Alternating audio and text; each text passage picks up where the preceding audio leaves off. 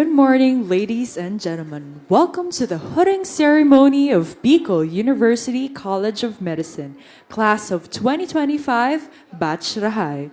Kindly proceed to the registration area. The program will begin shortly, in 15 minutes. May I request the graduates, BUCM faculty, BU officials, Board of Regents, and our keynote speaker to proceed to the entrance. The ceremony will commence in a few minutes.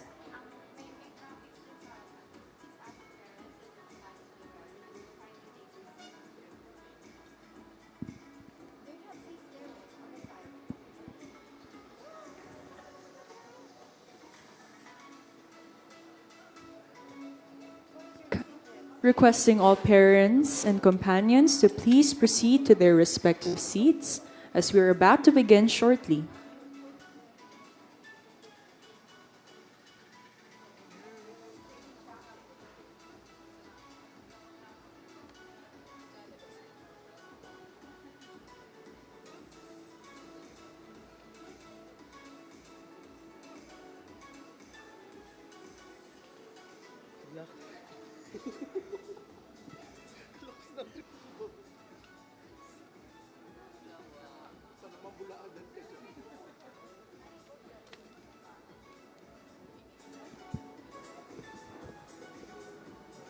Mute mo lang na.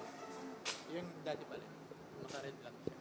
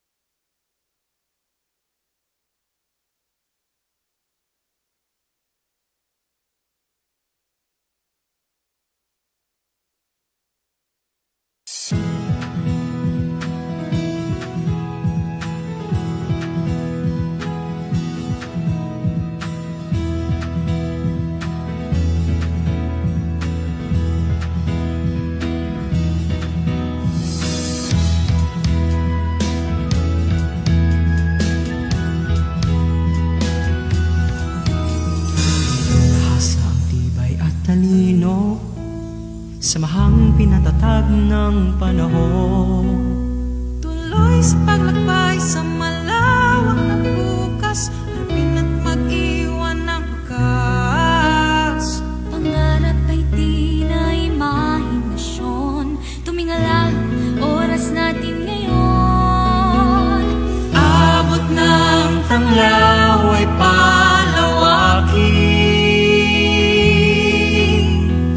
anin ng tagumpay sigaw natin.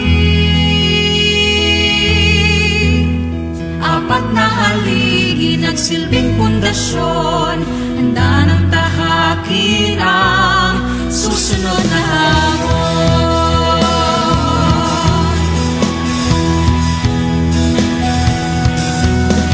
Iwan yung magsisilbi sa bayan, husay at pangarap ang punan. Eskola ng bayan, saan may aahon, pupuno ng espresyon. Pangarap ay di na imahinasyon, tumingala, oras natin ngayon. Abot ng tanglaw ay palawakin, anin ang tagumpay sigaw natin. Apat na haligi nagsilbing pundasyon, handa ng tahakin ang susunod na hamon.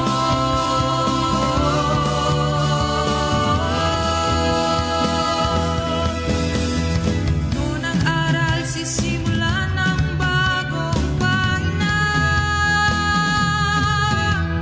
Ngayon'y magtatapos, bubukas ang bagong kabanata. Sa bawat hakbang nating tatahakin, lahat ng Biyuan nyo'y biglit natin. Sinag ng tanglaw ay di kukupas, handa nang harapin ang bagong bukas. Apat na haligi ng silbing pundasyon, tahanan ng biyuan nyo. Sinag ng tanglaw ay di kukupas, handa nang harapin ang bagong bukas. Apat na haligi ng silbing pundasyon, tahanan ng biyuan nyo, Uragon. Kami ang tanglaw, biyuan nyo, Uragon.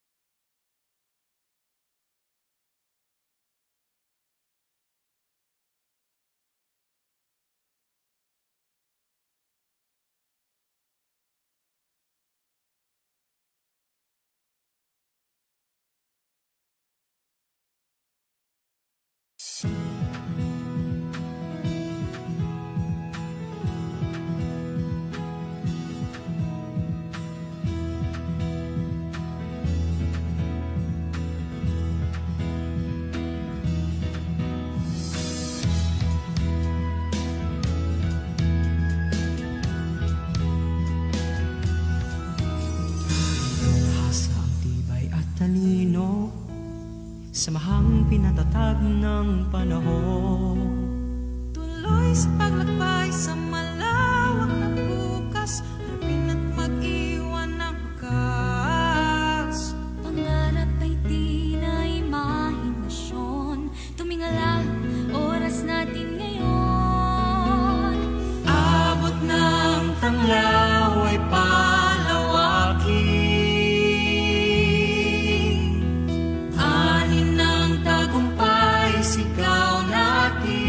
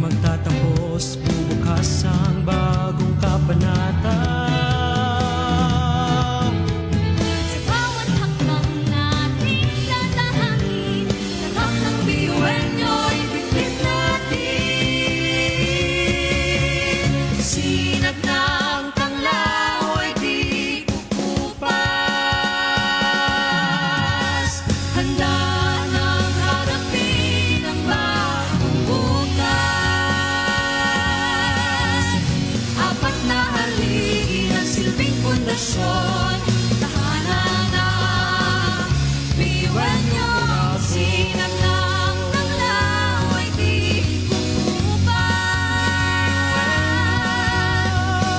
Handa nang harapin ang bagong bukas. Apat na haligi ng silbing pundasyon, tahanan ng biniwan niyong uragon. Kami ang tanglaw, biniwan niyong uragon.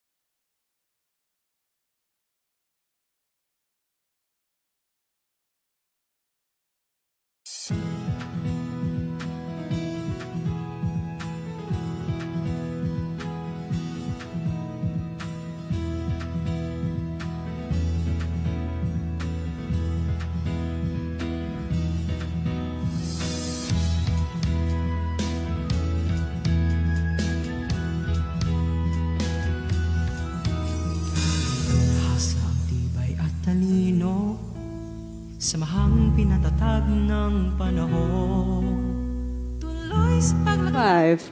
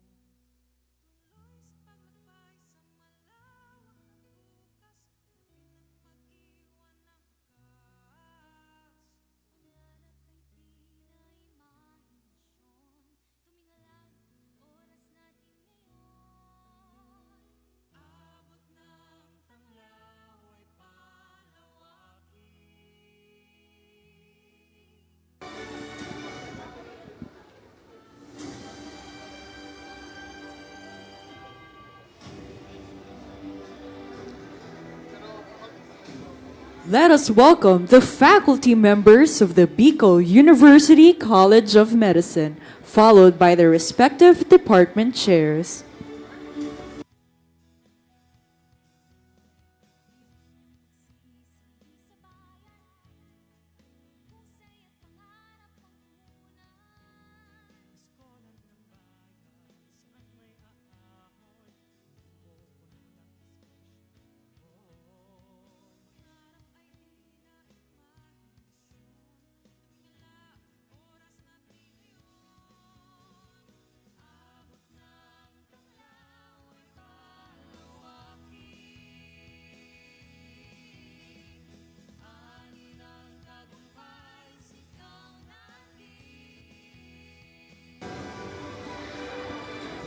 Ladies and gentlemen, the College Secretary of the College of Medicine, Dr. Karen Marie Gregorio. Followed by the Associate Dean of the College of Medicine, Dr. Jerilyn Arriento.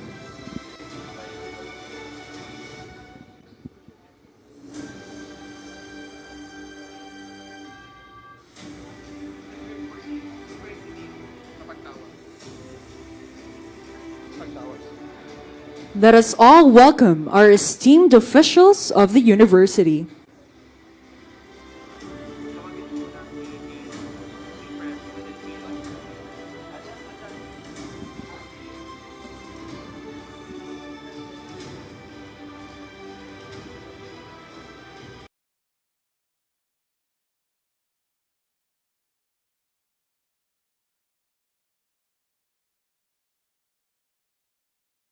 Nepomuceno, PhD, President of the BU General Alumni Association, Incorporated.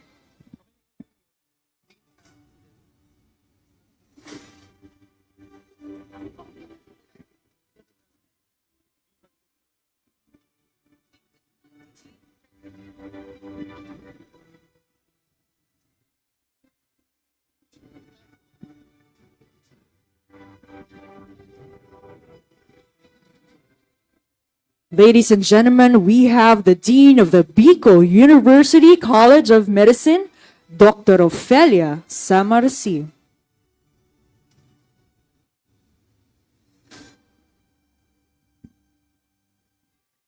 And now, beloved President of the Bicol University, Dr. Baby Boy Benjamin Niebres III, together with Dr. Maria Julieta B. Bores, Vice President for Academic Affairs and Director of Auxiliary Services.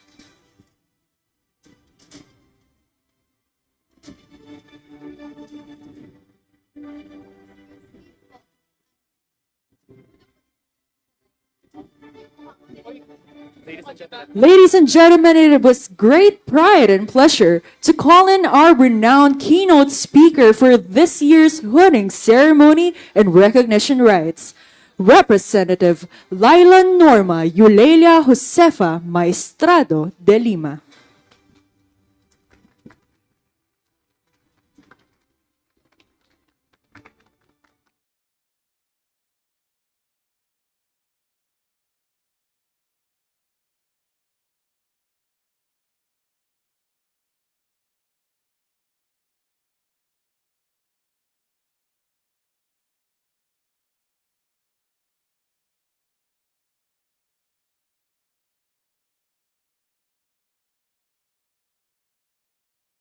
Standing for the invocation.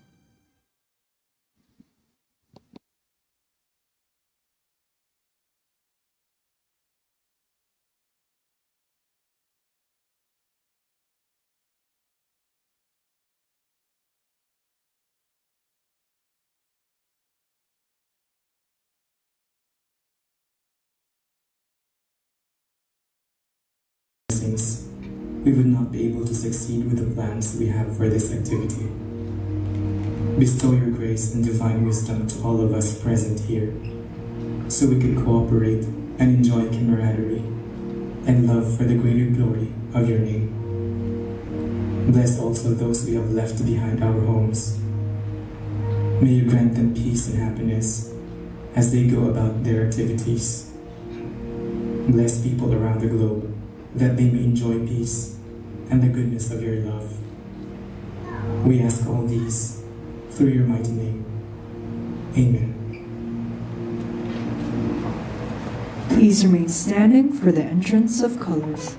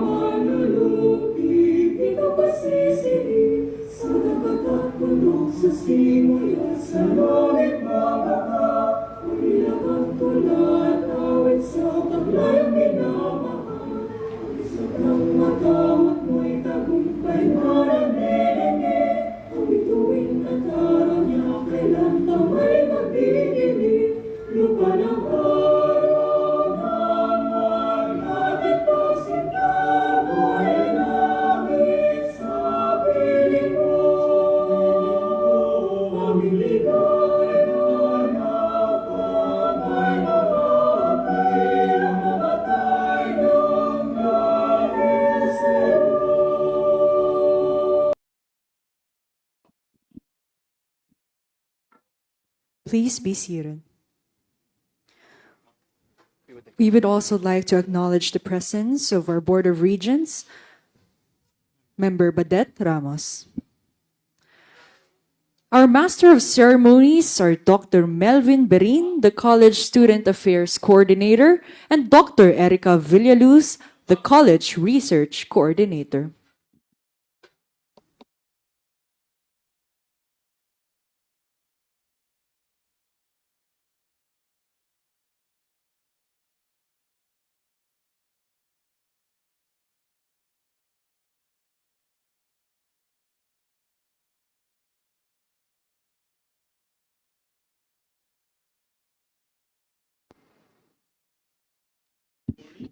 Yes. Good morning. Sorry. Good morning, esteemed guests, faculty, graduates, family, and friends. Welcome to the Bicol University College of Medicine Hooding Ceremony and Recognition Rites 2025. We are honored to have all of you here today at the Hotel Venetia to celebrate the achievements of our graduates. I am Dr. Erica Villaluz, and alongside of me is Dr. Melvin Berin, and we will be your host for this momentous occasion. To formally open this ceremony, we would like to call on the hardworking leader of the College of Medicine. Let us welcome our Dean, Dr. Ophelia Summersea.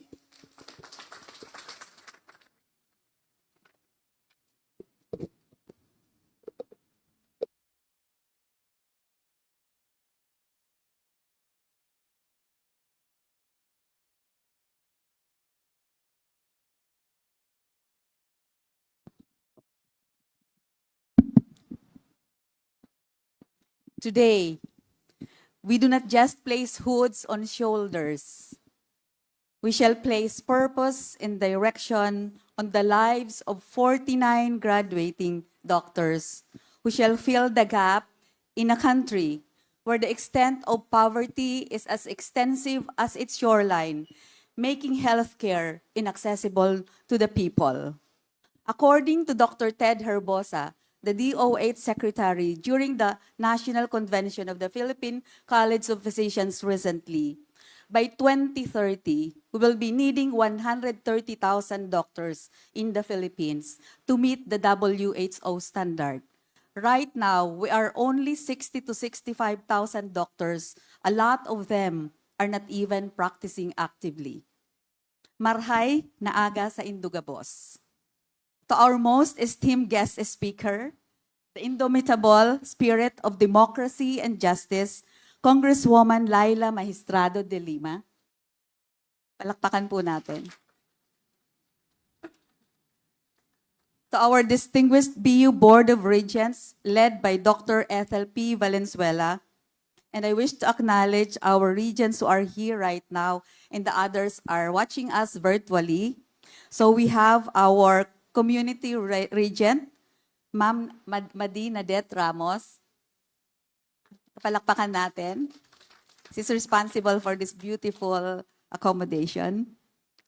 Our alumni regent, Attorney Alex Nepomuceno, Pads. And we are also expecting the presence of our student regents, Ms. Stacy Alamares, and also Professor Indira Tabo. Of course, I want also to greet our ever-inspiring, inspirational speaker for today, the Bicol University President, Dr. Baby Boy Benjamin D. Nebres. Also our Bicol University Vice Presidents, led by Dr. Maria Juliet B. Bores for academics,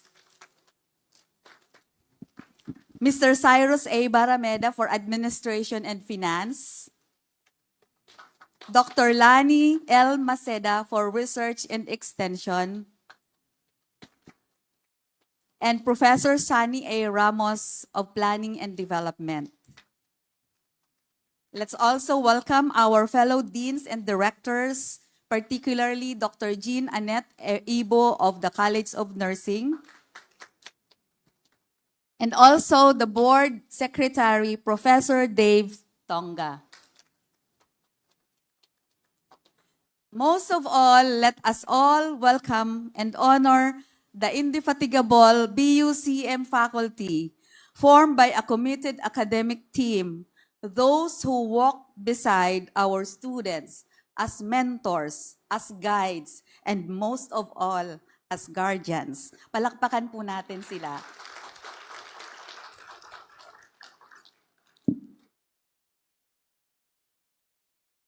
We also welcome our ever-supportive non-teaching admin officials of the Bicol University College of Medicine, and also the staff, led by Ma'am Elvie Azul and Ma'am Aul Yaguno over there. To each of them, the faculty and staff, thank you for shaping not only the minds, but the hearts of this very prominent batch of the College of Medicine. We also welcome our dear alumni who are here, and also junior students, the younger students who really prepared the program and everything, who are here, or those who are watching the FB Live available, care of our BUCRPO, our doctor partners from BRHMC, and also the BMC, and most especially to the radiant and resilient graduates of BATS Rahay. Let's give them a big round of applause. Class of 2025, and their super duper proud and elated parents. Palakpakan po natin ang mga magulang nila. Congratulations and welcome to this moment of triumph for our new doctors. And as you are now graduating, dear graduates, another ominous cloud of world phenomenon is rising. Remember, you started your batch in 2022 at the start or at the peak, at the height of the pandemic. And now there's another phenomenon rising, that's the conflict between Iran and Israel. So what kind of batch you are? It's because of these different difficulties you are facing and you have faced in the past.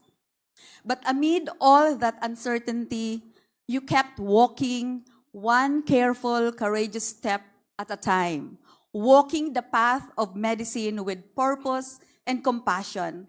And because you had a rough road, you have a more meaningful aspirations to be the best doctor that you can all be. So, moving on, today marks more than a culmination. It marks a landmark. You are not just graduates, but you are history makers. Bats Rahay, as they want themselves to be called, is actually the first medical school cohort in the entire country to physically host the Honorable Congresswoman Laila Magistrado de Lima. What an honor. So that's a first for your bats. Not just as a name on the program, but in person, with us in the flesh, after all she has endured and conquered. Her presence here is not just a privilege. It is a powerful reminder for all of us of what it means to live by conviction, to rise with dignity, and to speak truth even when the world chooses silence. That you, as our student, chose her as your guest speaker reflects your values. And that she chose you is the greatest testament to your character as future Filipino doctors that we will really be very, very proud of. So may I share with you, before I end my opening remarks and welcome address, as to what are some of the trivia about your batch so that others will know about you because you are special. First, you are the first batch of the Medical Scholars Return Service Agreement Program who will return service to their respective hometowns in all the 6 provinces of the Bicol region and also from provinces in Luzon, Visayas, and Mindanao, with full state-sponsored scholarship in the Philippines that will add to solve the dearth of doctors in the countryside. Your batch was also the first to have post-pandemic. You know, at the height of the pandemic or right after, you had OOSCE. This is Observed Structured Clinical Examination, face-to-face, for your preclinicals at BRHMC, bravely done in person when others were just doing it via Zoom. Your batch also was the first to actively revive preclinical exposure and linkages to your alumni, learning not only from books, but from lived lives of service. And another trivia, number 4, your batch is the first to set the gold standard in behavior at BRHMC. For the longest time, they have less complaints from nurses and residents. And that's why they were given the most commendations as well. Palakpakan natin ang Bats Rahay. And again, now you are also the first to welcome former Senator and now Congresswoman Laila de Lima into a hall of future healers where her courage meets your compassion. And this phenomenon is happening right now, right here in Legazpi City at Benicia Hotel. So, ultimately, I want also to tell the others that your batch is star-studded. Mga sikat ho yan or potentially talagang magiging sikat. Number 1, we have Dr. Henson Toralde. Our consistent top-notcher. The first placer in the quiz bee, nationally, beating all the other medical schools nationwide. Also, the former pharmacy board top-notcher, number 1, whom we pray will become also President Baby Boy's wish to have top 1 in the Bicol University College of Medicine in the physician licensure exam. And his countenance now show, plus all the applause, it shows that he readily agrees. Okay, abangan nyo po yan. That's October. So, secondly, we have Dr. Ana Dolot. The ever-reliable class president, class leader, the president of the Medical Student Council during your batch, won for Bicol University College of Medicine, Dagawad Parangal sa mga natatanging mag-aaral ng medisina sa Pilipinas. And tinitingnan ko siya, mayroon siyang semblance kay Senator Laila. I think she can be the next Laila de Lima in Congress or Senate. And we also have Dr. J. Ascaraga, our champion debater that proved to them, to the world, that debating is not just lawyers' turf, but also doctors. For all we know, he might end up studying law also after passing the PLE, after listening to Senator or Congressman Laila. And of course, the many others, almost all of them deserve an award whose light may not be as loud, but are firstly bright that will be receiving recognition also today. So your batch never hesitated to serve, from Med Mission and your favorite Operation Tuli, lectures in the barrios, to standing beside your seniors with hungry eyes and humble hearts. You made learning really your advocacy. Masisipag talaga kayong mag-aral. Kaya lahat kayo talaga na-promote.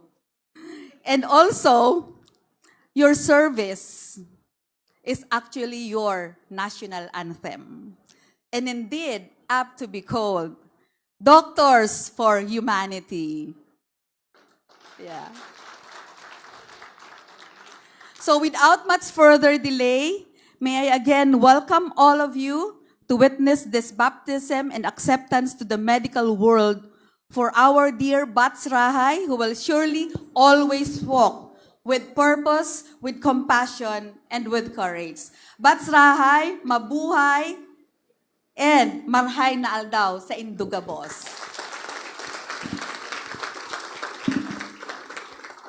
Thank you, Dr. Somar C., for your warm and inspiring words.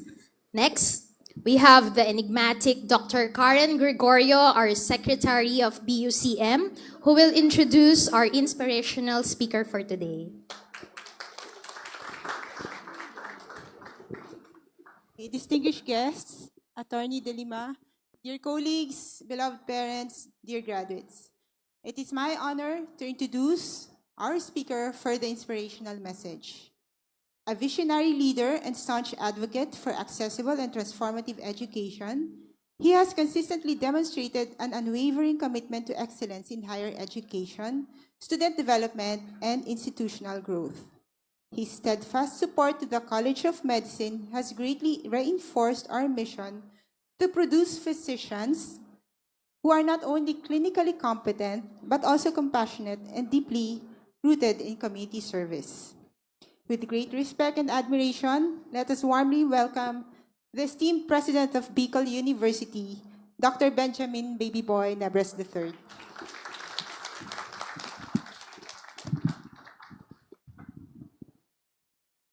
I think 3 days ago, somebody called the office and asking for a brief introduction. Luckily, I got the call. I answered it. And sabi ko, please introduce me as the BU president because I am not the highlight, the guest speaker. I'm simply doing my job as your president. But thank you for the introduction. To our one of the icons of democracy who will be introduced later. Hindi ko muna babanggitin ang pangalan para surprise. To our Vice President for Academic Affairs, Dr. Juliet Bores. To to our private sector representative, member of the Board of Regents, Ma'am Det Ramos, our alumni regent, and at the same time, the only university professor that we have, Attorney Dr. Alex Apomaseno, the university board and university secretary, Professor Dave Stonga, the dynamic and ever beautiful, kailangan dagdagan ko ng beautiful, your dean, Dr. Ophelia Summersea, and the other officials of the College of Medicine. Hindi ko na po isa-isahin kasi baka maging litany of prayers na. Sabihin niyo, pray for us.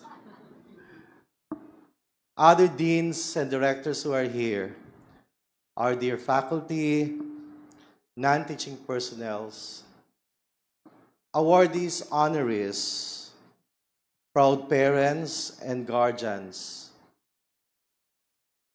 sarong maimbong na aga po sa Indugabos.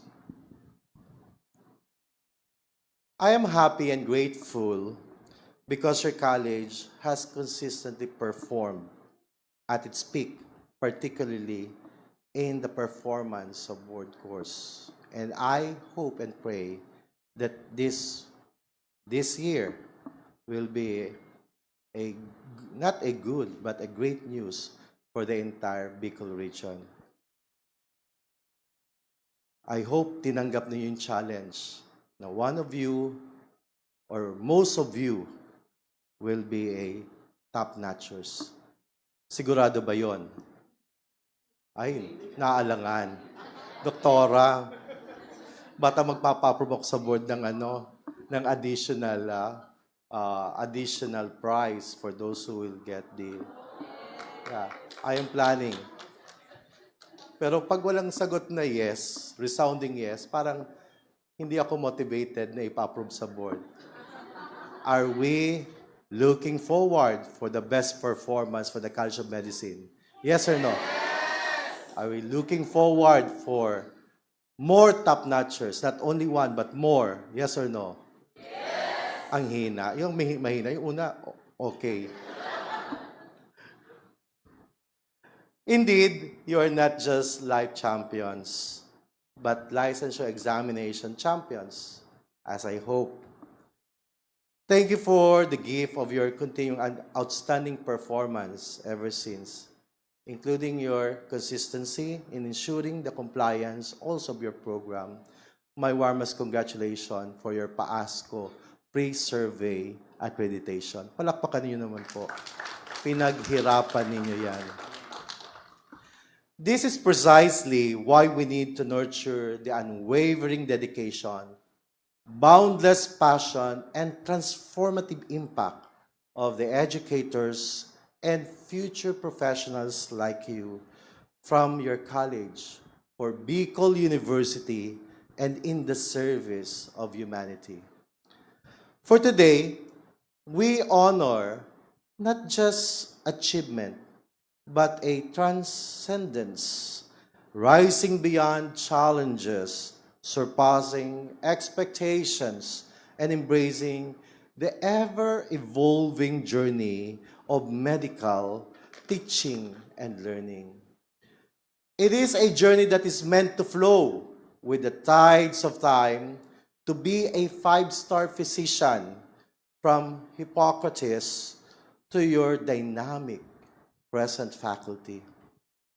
It is a journey meant to be embraced while allowing ourselves to transcend beyond our mere compulsion towards the grades that we get or the recognition that we think we deserve, whether as a student or a student leader.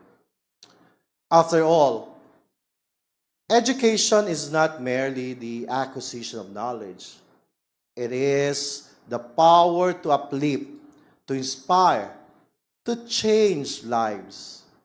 Each student, each educator has transcended limitation. turning obstacles into stepping stones, dreams into realities, and aspirations into actions. As you move forward, remember that the true transcendence is found in the hearts you touch, the minds you shape, and the legacy of enlightenment you leave behind. Thus, this is not just a celebration of academic achievement. It is a declaration that you are ready as life champions and future-ready professionals in the 21st century. Being a life champion is part of living out the values of our vision, a university for humanity, for sustainable societies, with the core values of productive scholarship, transformative leadership, collaborative service, and above all, a distinctive character which is truly a Viuenyo, resilient, and a person with integrity. Continue to learn how to collaborate, to think critically, to solve problems creatively, and to embrace lifelong learning. Be adaptable. The world will change, and you must evolve with it. Be collaborative. Success is not a solo endeavor. The best breakthrough come from working together as future professionals. Be innovative. The world needs fresh ideas, bold actions, and creative minds like yours.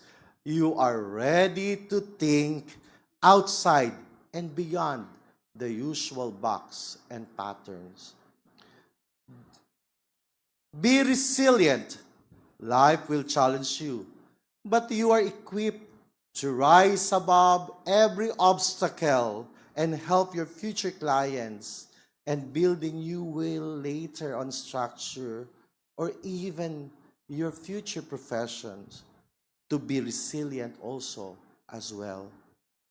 To our dear faculty, students, honorees, alumni, and even you as graduates 2 days ago, your dedication to shaping the future stands as a testament to the limitless height education can reach.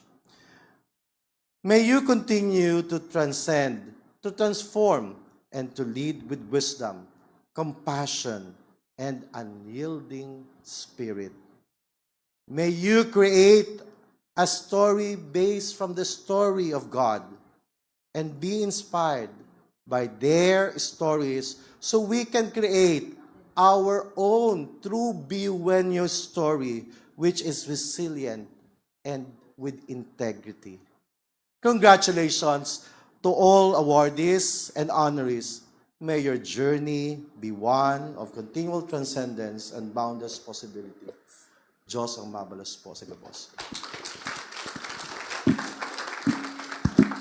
Thank you, Dr. Nebres, for that uplifting address.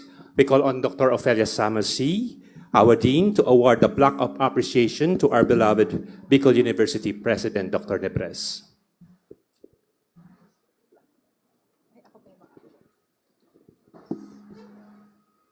The plaque of appreciation is given to Dr. Baby Boy Benjamin Nebres III for imparting his invaluable time and inspiring the Bicol College of Medicine graduating class of 2025, given this 26th day of July, year 2025, at the Venezia Hotel.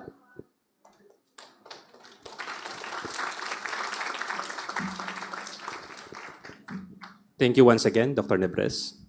We will now call on the very efficient Associate Dean of the College of Medicine, Dr. Geraldine Adviento, to introduce our keynote speaker. Distinguished guests, students, today we are honored to welcome a woman whose life story is a testament to courage, conviction, and the unbreakable power of purpose. Attorney Laila Magistrado de Lima was born in Iriga City, Camp Sur. From a young age, she displayed academic excellence and unwavering discipline, graduating valedictorian from La Consolacion Academy, earning AB in History Political Science from De La Salle University. She pursued law at San Beda College, graduating as class salutatorian, and cemented her place among the country's top legal minds by placing 8th in the Philippine Bar examinations. Her professional journey spans legal education, election law, and public service. She taught law at San Beda and De La Salle School of Law before becoming chairperson of the Commission on Human Rights in 2008. In 2010, she was appointed Secretary of Justice under President Benigno Aquino III, and in 2016, elected Senator of the Republic.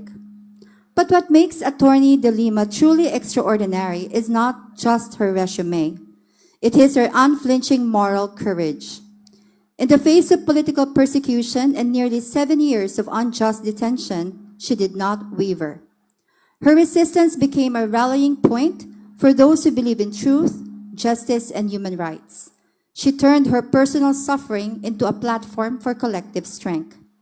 Now, as a representative-elect of the ML party list, she now returns to Congress with renewed purpose to champion justice, democratic reform, and the rule of law. Doctors of Batch 2025, as you prepare to serve and heal in a world that will test your strength, may you be inspired by a woman who stood her ground when it mattered most. Please join me in welcoming our keynote speaker, an indomitable force for justice, an inspiring Filipina, a proud Bicolano, and a living symbol of resilience, Attorney Laila De Lima.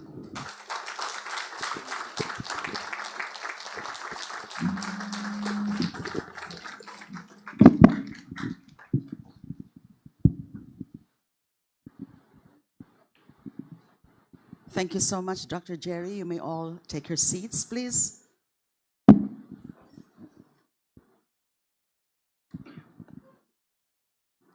Maray na aga sa Indugabos.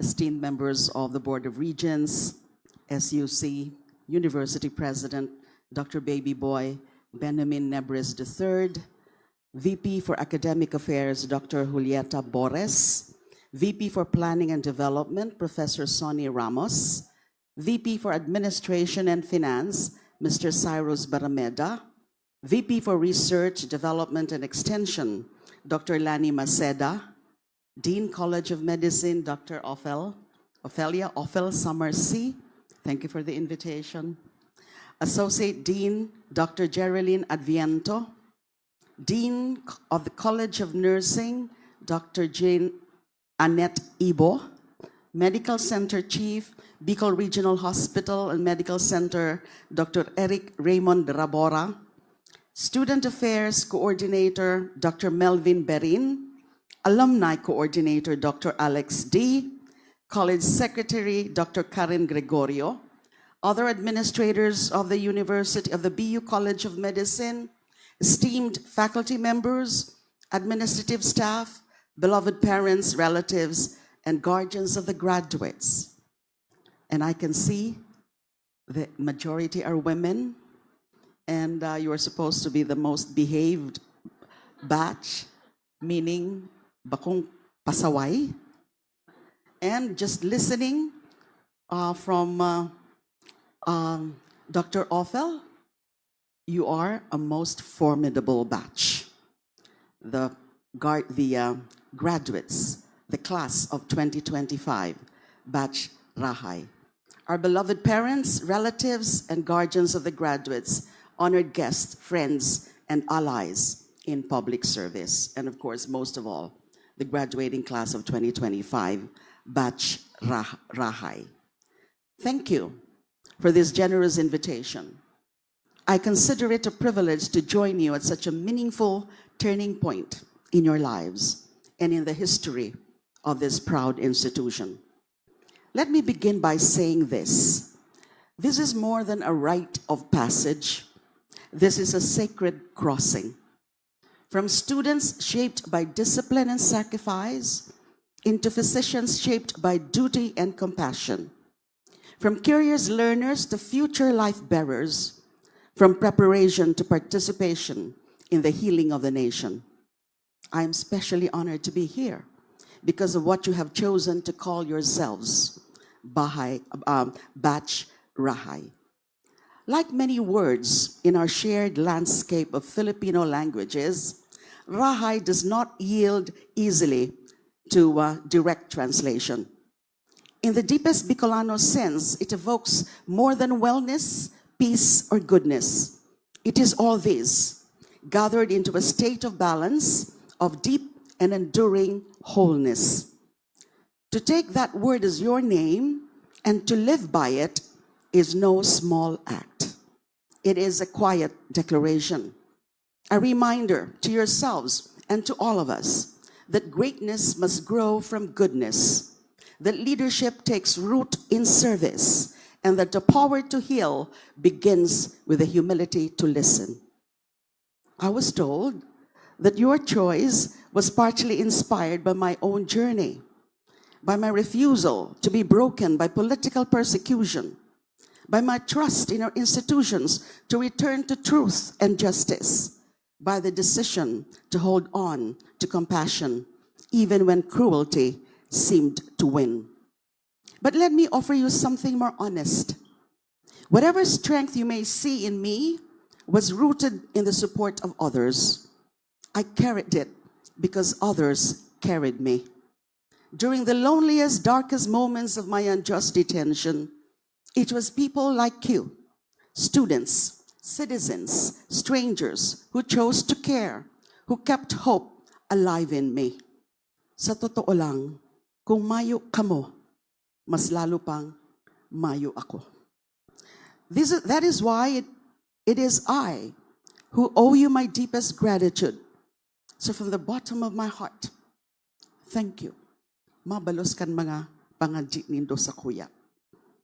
To the graduates, you step into the medical profession at a time when the world is still reeling. The scars of the COVID-19 pandemic, social, emotional, economic scars, have not yet fully healed. Preventable diseases like HIV are resurging.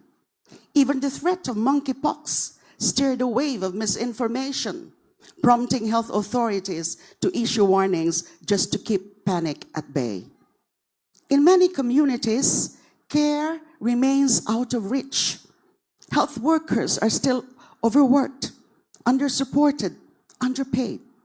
Systems meant to serve have begun to strain and fray.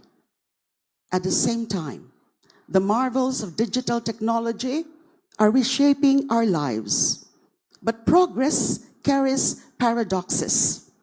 With digital tools come digital traps, health misinformation, and even access to telemedicine, the erosion of rest, the blurring of lines between screen and self, between presence and performance. These are the new terrain you must navigate. Not simply obstacles, but signposts. Not just challenges, but cues to act. Take them as provocations to reimagine medicine as a public good, a vocation, and responsibility. You are entering the field during a time of unprecedented innovation, yes, but also immense uncertainty. You hold in your hands not just knowledge, but power. Not just skills, but the capacity to shape systems and stories. In this complex world, your ability to act with clarity, to think critically, to choose ethically, this will matter more than any algorithm or app. What the world needs now are courageous hearts alongside capable hands. An old saying goes, how you respond to difficulty defines you. That is true for anyone, and it holds especially true for those entrusted with life itself. So allow me to challenge you. In the face of difficulty, resist apathy. Refuse cynicism. Practice empathy. Let every patient you meet remind you, behind every chart is a human being, one who may be uncertain, in pain, afraid, or unheard. and who may need a lifeline more than just a prescription. Your education has shaped you into what the World Health Organization calls a 5-star physician, a clinician, a communicator, a healthcare manager, a community leader, and a researcher. 5 stars, 5 pillars. But allow me to propose a sixth, one that may not appear in your curriculum vitae, yet you must live in your conscience. A moral citizen. Someone who sees beyond the walls of the hospital or the language of symptoms. Someone who asks not only, what ails this patient, but also, what ails this system? Someone who recognizes that medicine is not practiced in a vacuum, but in communities fractured by poverty, inequality, and neglect. To be a moral citizen is not to claim moral superiority. It is to keep choosing what is right, especially when it is easier to stay quiet. It is to treat each life as a person, not merely as a case, a medical case. To understand that healing is social, emotional, economic, and deeply human, extending beyond the clinical treatment. It is to carry your oath, not only in words, but in decisions. To serve with conscience, not just competence. To act with kindness, even when time is short. To be honest, even when deception is easier. To be present, even when the system pushes you to numbness. In this fractured world, morality may seem outdated, even naive, but it is the bedrock of trust between patient and doctor, citizen and institution, person and community. You will be asked to make hard choices, and there will be times when your ethics will feel like a burden. But in those moments, remember, your calling is to cure disease, save lives, and to defend dignity. In many ways, we are still a wounded nation. We live in a country where thousands die from preventable diseases each year, where the poor must choose between food and medicine, where mental health is too often misunderstood, ignored, or dismissed, and where the promise of universal health care, that no one should be left behind, remains just that, a promise, not a reality. In short, it's not really universal. Here, illness is not only physical, it is economic, social, and political. Getting sick in the Philippines is for many a financial crisis. One hospitalization can wipe out years of savings. One prescription can plunge a family into debt. The cost of staying alive has become unbearable for too many. As future doctors, this is the landscape you must navigate and help transform. This means practicing medicine and pushing for systems that are fair, humane, and inclusive. We do not just need healers. We need hope bringers. We need advocates. We need bridge builders. People who will step into broken places and say, this can change. And I say to you, you are not just the future. You are the present. You are already here, already capable of easing burdens and inspiring change. You do not need to be older or richer or more powerful to start doing good. You can begin now with what you know, with what you have, and with the values you carry. Yes, the system may be difficult. There will be bureaucracy. There will be fatigue. There will be days when paperwork drowns out purpose. But the moral duty to carry on, to serve despite it all, will always be greater than the weight of those challenges. You are entering a field deeply bound to nation building. Health is not an afterthought in development. It is its foundation. There is no progress without wellness, no justice without access to care, no dignity without the right to be healed. Each life you touch, each illness you help prevent, each mind you comfort, these are acts of nation building, especially in places where doctors are few and needs are great. Go there, listen, show up, bring not just medicine, but presence, not just skill, but solidarity. Because one act of compassion can ripple outward.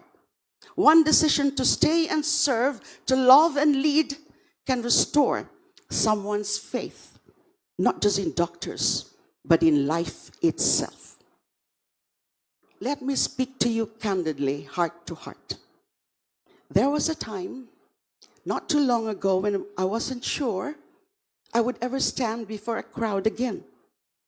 I wasn't certain I would have the chance to speak freely, to be heard.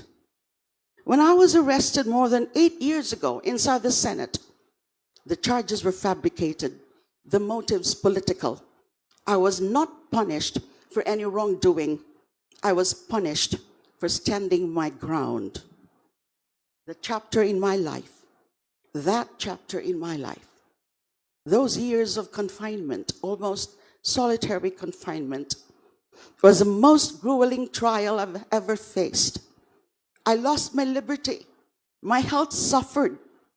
But I held on to two things: my faith in the Filipino people and the unyielding will to remain good.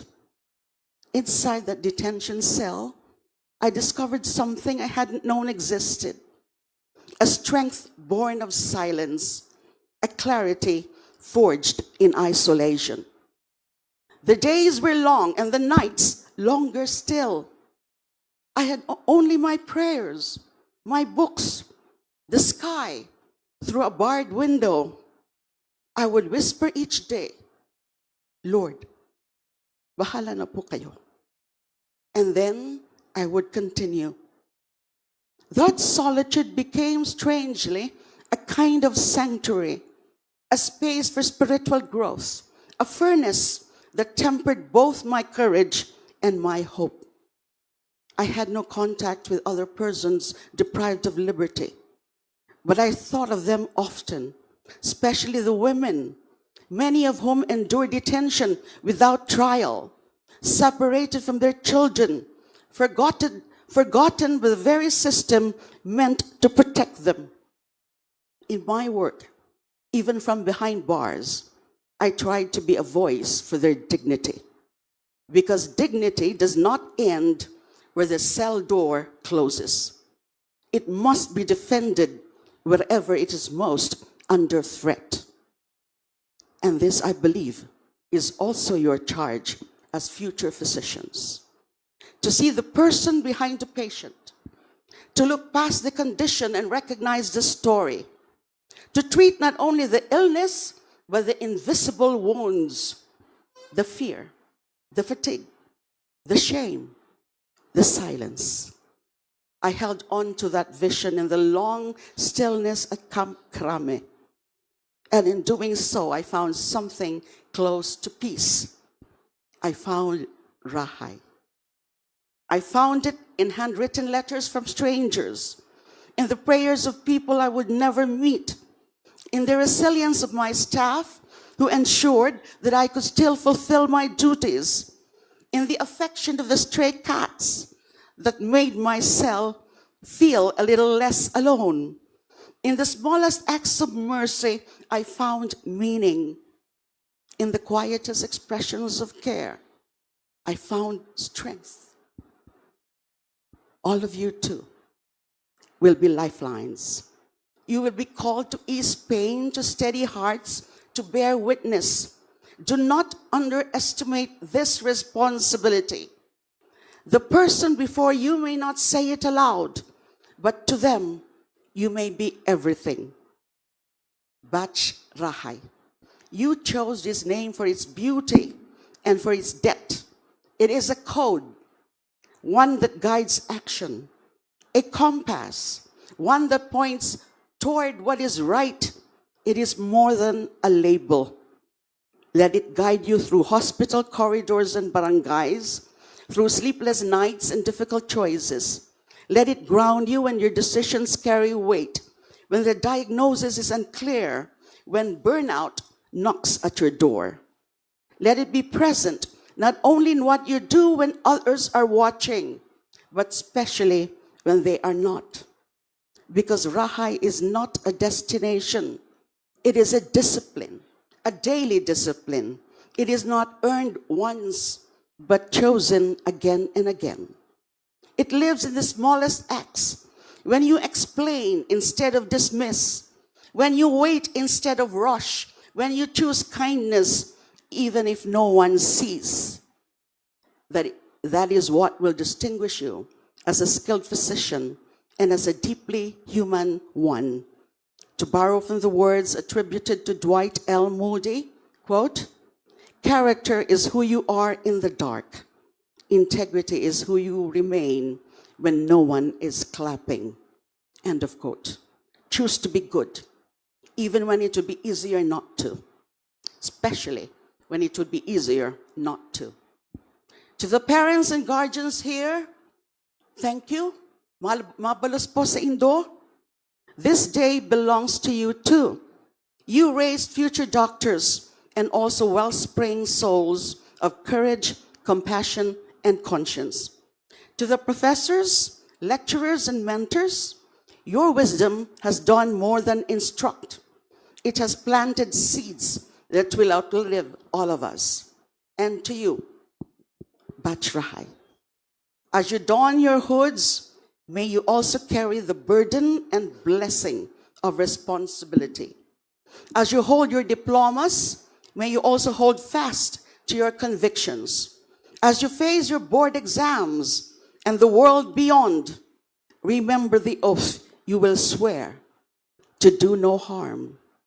And I hope you add this silent promise to do extraordinary good.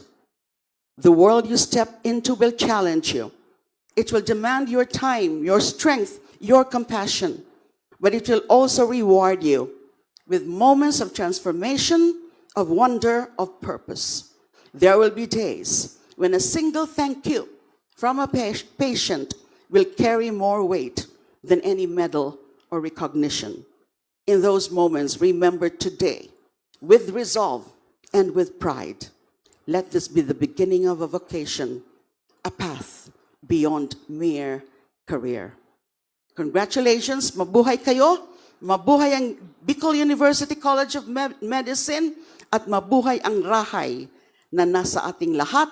Maraming salamat po, Diyos mabalos, and may you go forward in peace, with promise, and always with purpose. Congratulations. Thank you, Congressman De Lima. That was indeed a very inspiring, heartfelt address to our new physicians. We are truly honored and grateful for your presence here. May we call on again our Dean, Dr. Summer C., and our Associate Dean, Dr. Jerry Adviento, to award the plaque of certification of appreciation to our distinguished keynote speaker, our Congressman Laila De Lima, for imparting her invaluable time and inspiring the BU College of Medicine graduating class of 2025, given this 26th day of July, year 2025 at Venetia Hotel.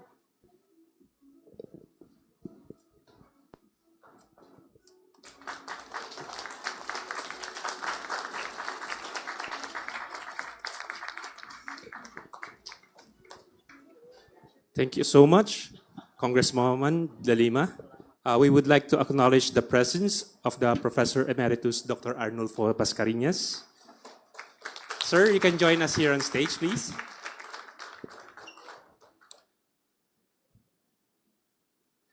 Okay, at this point, we would like to take this opportunity to have the batch have pictures with our distinguished speaker. So graduates, please position yourselves in front of the stage.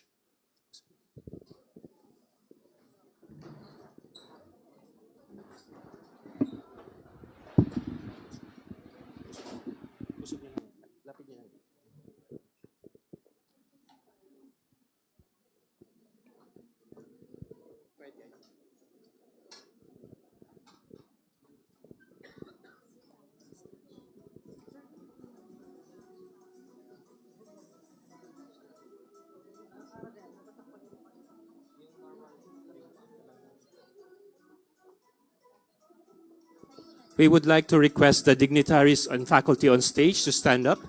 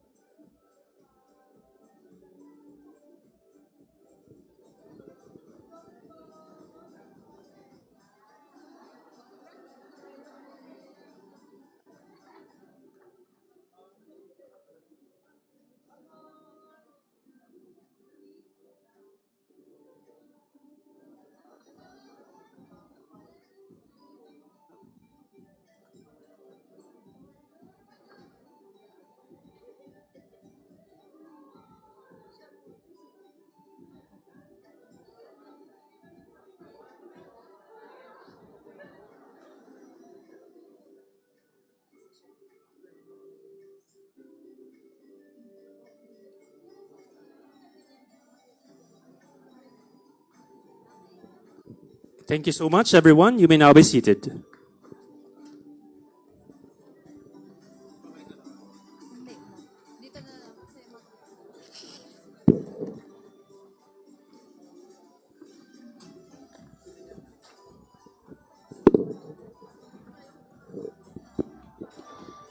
And now we move on to the highlight of today's ceremony, the hooding ceremony and recognition rites. The hooding ceremony is a symbolic tradition of passing guard from the higher generation of doctors to the next. Ceremonies like these acknowledge and celebrate the achievements of our graduating medical students. Indeed, we must celebrate those achievements. So, as our graduates goes up the stage and be hooded, their recognitions will also be given. We will be assisted by the Dean, Associate Dean, College Secretary, and faculty members. Graduates, please be ready as your names are called.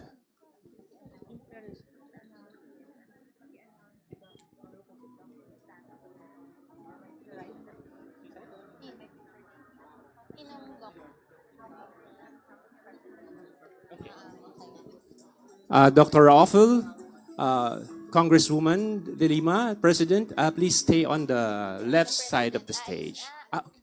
She needs to,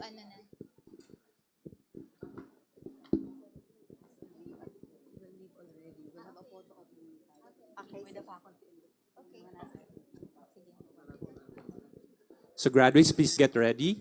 The dignitaries on stage will have picture taking. Okay.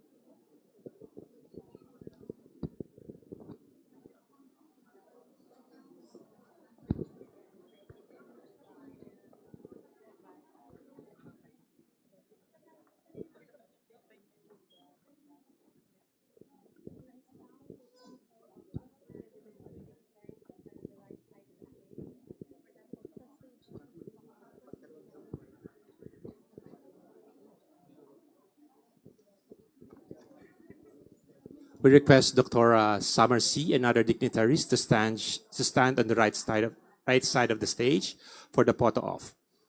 And then the faculty, please get ready for the hooting ceremony.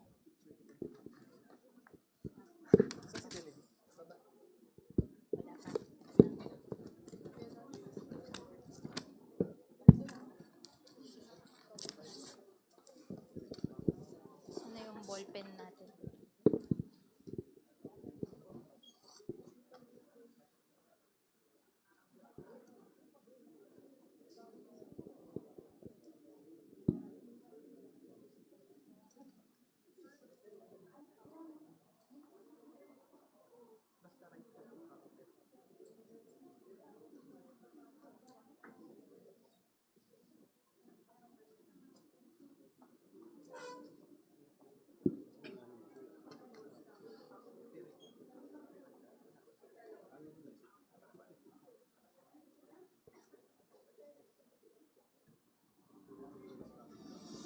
Dr. Ron Peter Andrew Balmaceda Aguirre, from Solnopan, Caramoan, Camarines Sur, son of Engineer Ronnie Tioxon Aguirre and Dr. Minerva Balmaceda Aguirre.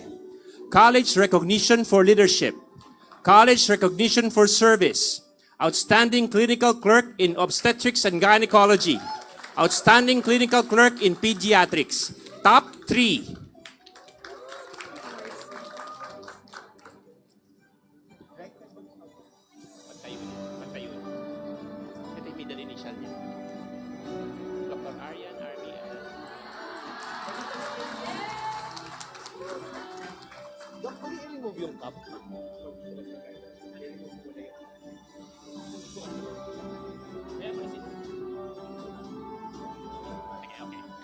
Dr. Aryan Army Lorica Alcantara, from Daragal by daughter of Mr. Armel Adefun Alcantara and Mrs. Vermina Sergio Lorica Alcantara.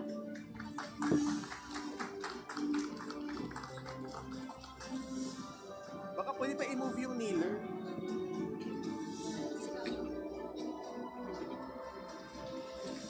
Okay na yan, okay na.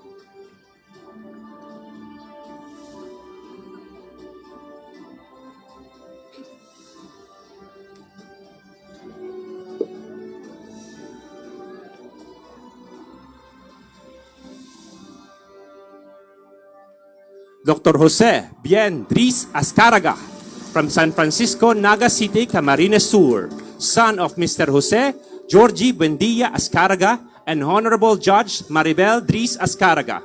College recognition for leadership. College recognition for service. Dean's citation for exemplary achievement.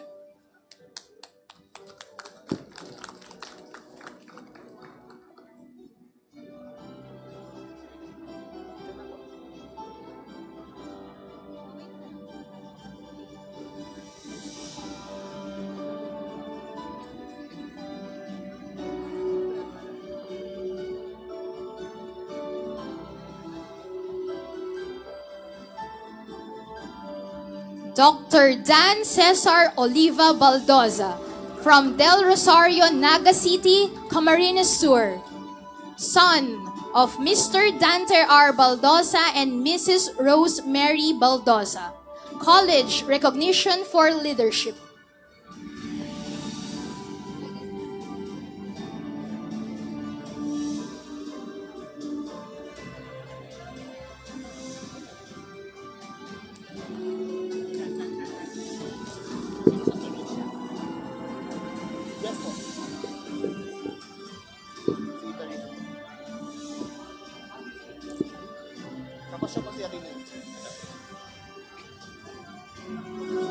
Dr. Annette Regina Tamayo Bariso, from Buraguis, Legazpi City, Albay, daughter of Engineer Jose Alfonso Villafuerte Bariso and Mrs. Amelita Tamayo Bariso.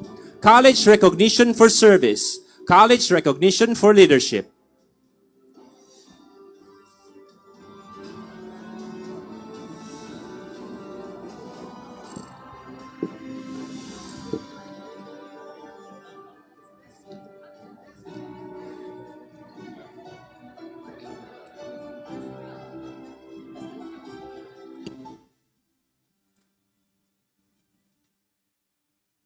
Dr. Neve Audrey De La Rosa Baro from Dariao, Caramoan, Catanduanes. Daughter of Mr. Joven R. Baro and Dr. Shirel D. R. Baro. College Recognition for Leadership.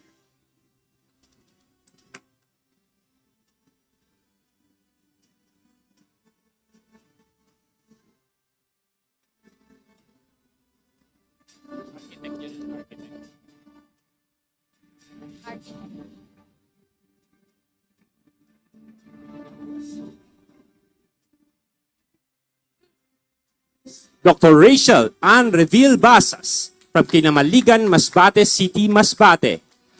Daughter of Architect Arnel Solon Basas and Mrs. Rochelle Reville Basas. College Recognition for Leadership.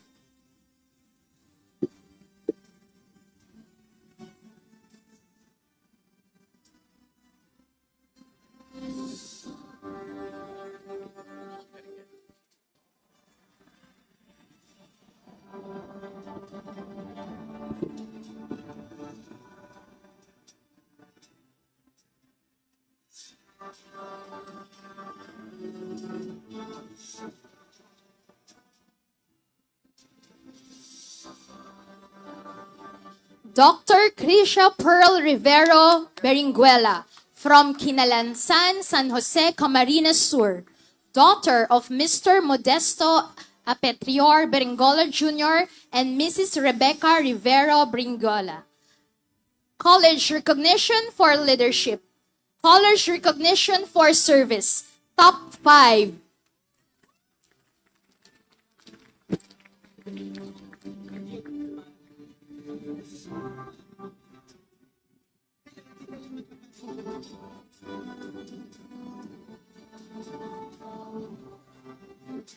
Dr. Jewel Brian Villaferte Bonifacio from Calatagan, Tibang, Virac, Catanduanes. Son of Mr. Lucio Evangelista Bonifacio Jr. and Mrs. Vilma Villaferte Bonifacio. College Recognition for Leadership. College Recognition for Service.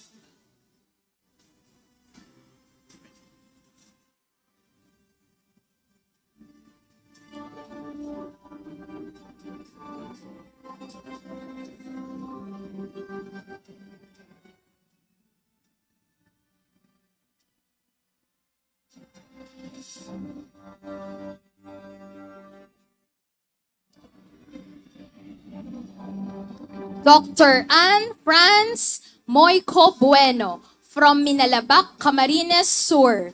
Daughter of Mr. Shelo Manhuyod Bueno and Mrs. Mila Moico Bueno.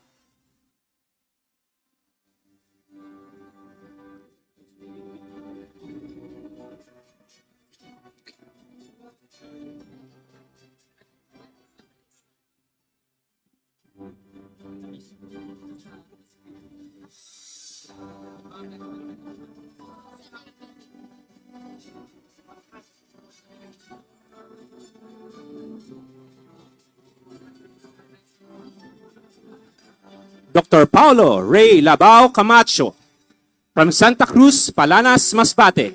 Son of Engineer Raul Atacador Camacho Sr. and Mrs. Gemma Labao Camacho.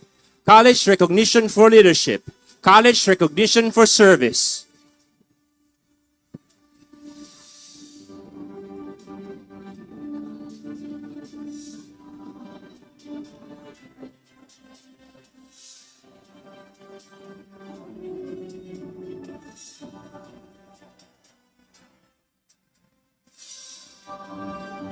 Dr. Daniela Camacho Cambonga from Calatagan, proper Virac, Catanduanes.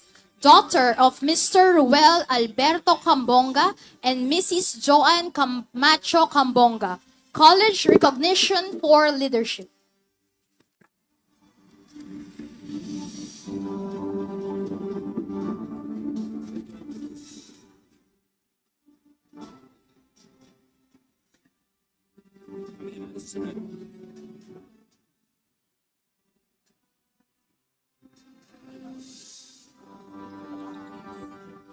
Dr. Ann Clarice Reyes Corona from San Roque, Bauan, Batangas.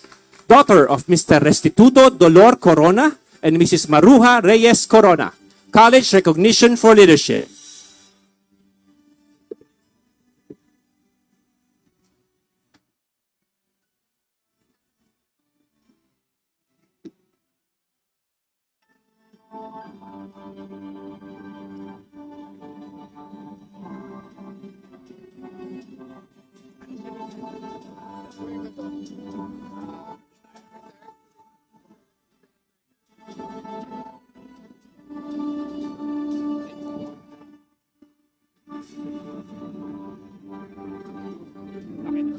Dr. Maritoni Paglinawan de Jesus from Milagros, Masbate, daughter of Mr. Ramon Arevalo de Jesus Jr. and Mrs. Tessie Paglinawan de Jesus.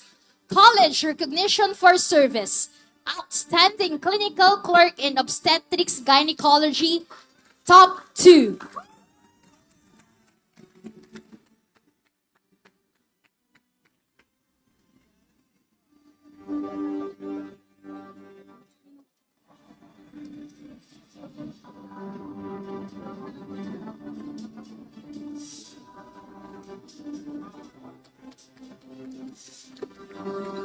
Dr. Andre Abogado de los Reyes from Daet, Camarines Norte, son of Mr. Jose Noel Nidea de los Reyes and Mrs. Gracia Abogado de los Reyes.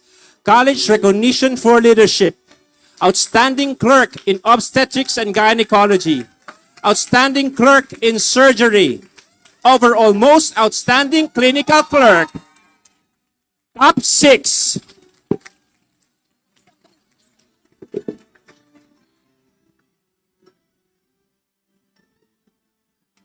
Doctora Ana Marie Marfil Dolot from Washington Drive, Legazpi City, Albay, daughter of Mr. Alejandro Buen Dolot Jr. and Mrs. Edna Marfil Dolot. College recognition for leadership. College recognition for service. Dean citation for service. Dean citation for leadership.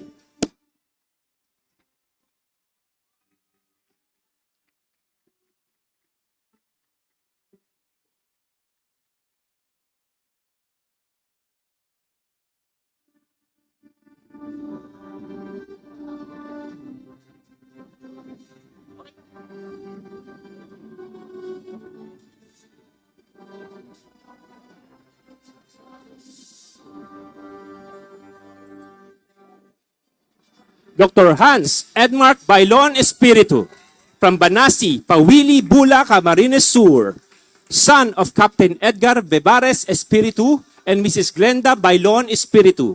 College recognition for leadership. Top 10.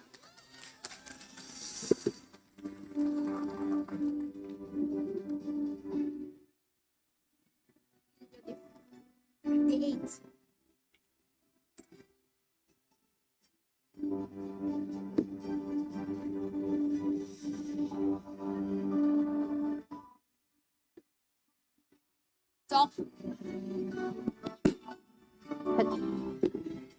Dr. Paul Kevin Gilay Filio D8 from San Francisco, Iriga City, Camarines Sur, son of Dr. Pablo Bagayua Filio Jr. and Mrs. Elisa Borja Filio. College recognition for leadership.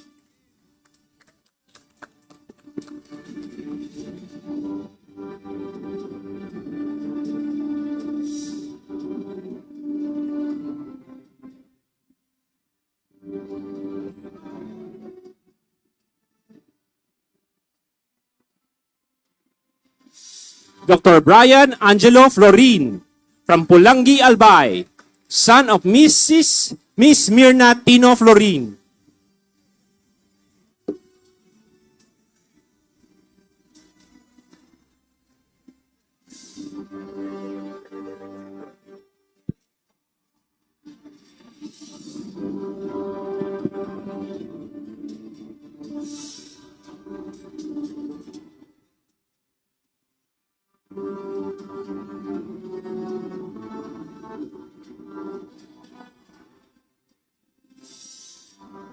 Dr. Angelo Jameline Fojas from Tagas, Daraga, Albay, son of Mr. Lloyd Roberto Conwicos Fojas and Mrs. Janelle Jaimalin Fojas, college recognition for leadership.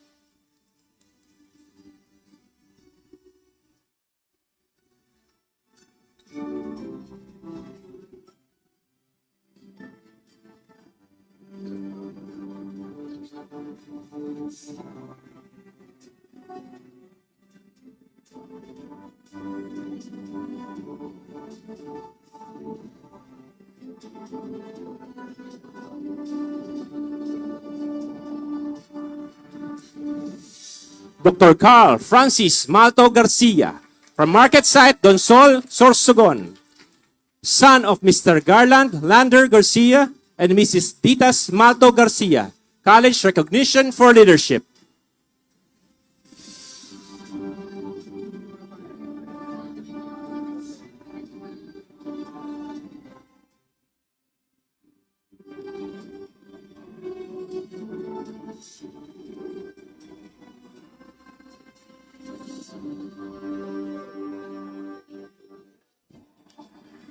Dr. Alexa Shelly Duron Herubin from Batok, Camarines Sur, daughter of Jose Relos Herubin Jr. and Mrs. Jean Duron Herubin.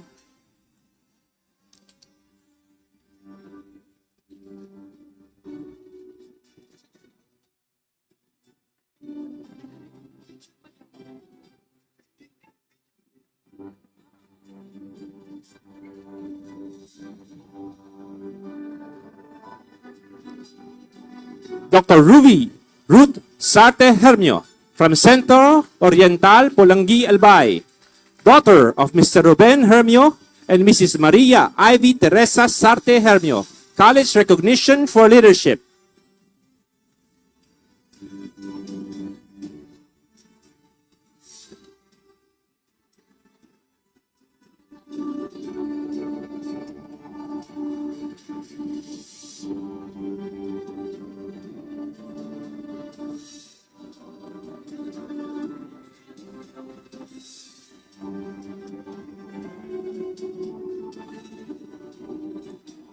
Dr. Elaine Gail Pialago Imperio from Talolong, Lopez, Quezon, daughter of Mr. Hilfredo Arelia Imperio and Mrs. Marite Pilago Imperio, college recognition for leadership, college recognition for service, top 4.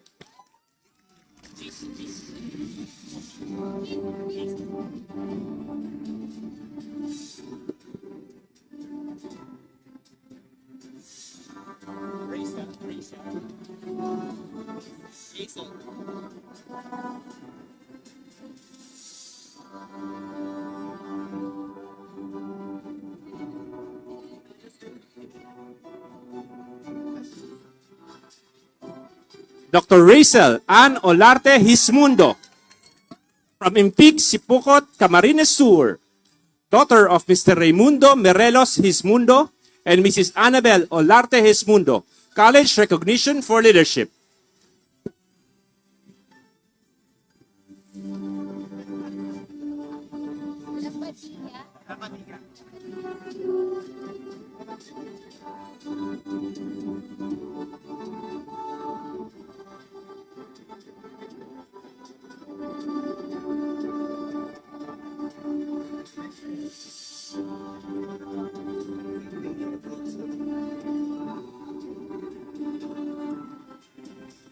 Dr. Fatima Atatubo Lavadia from Buhi, Camarines Sur, daughter of Mr. Arnulfo Manzana Lavadia and Mrs. Anisita Tutubo Lavadia.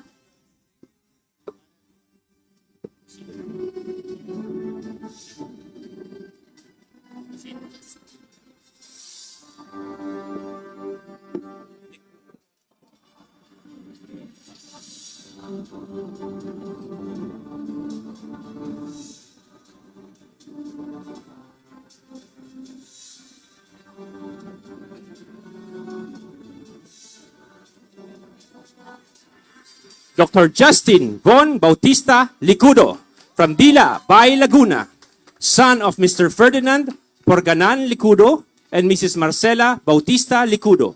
College recognition for leadership. Outstanding clerk in obstetrics and gynecology.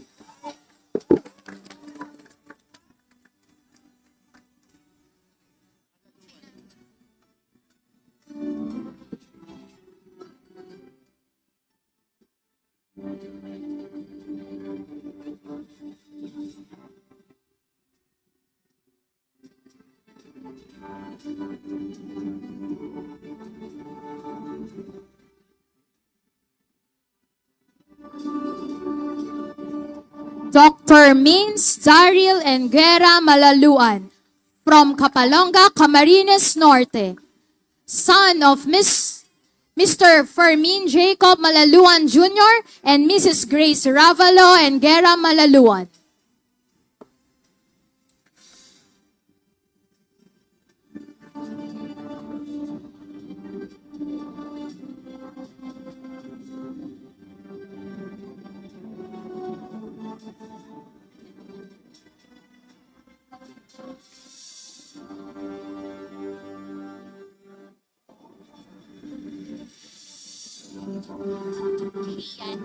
Dr. Bernica Robles Manalang from Balatas, Naga City, Camarines Sur, daughter of Mr. Bernardo Cabrera Manalang and Mrs. Veronica Robles Manalang. College recognition for leadership. Top 8.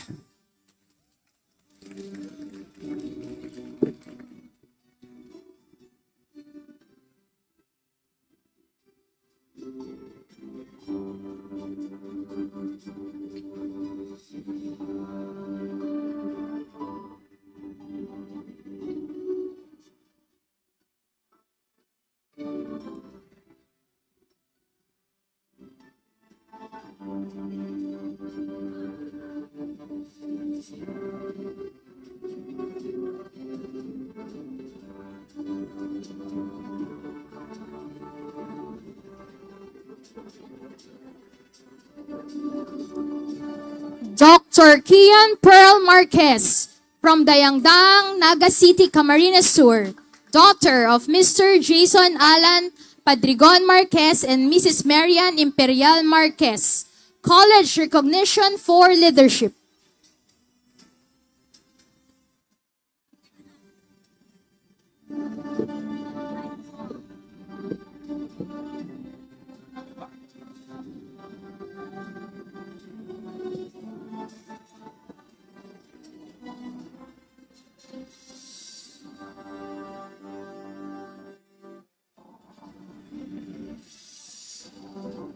Nicole.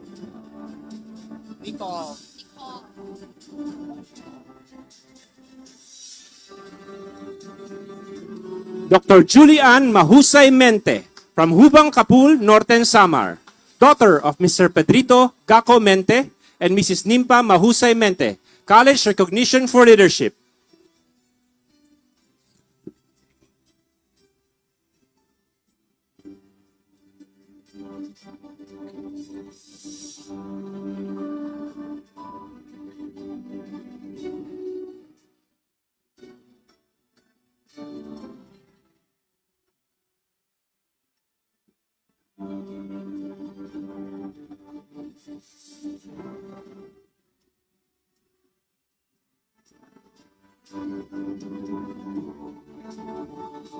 Dr. Pamela Ocampo Nicole, Market Area, City of Santa Rosa, Laguna, daughter of Mr. Glenn Moral Nicole and Mrs. Jocelyn Ocampo Nicole.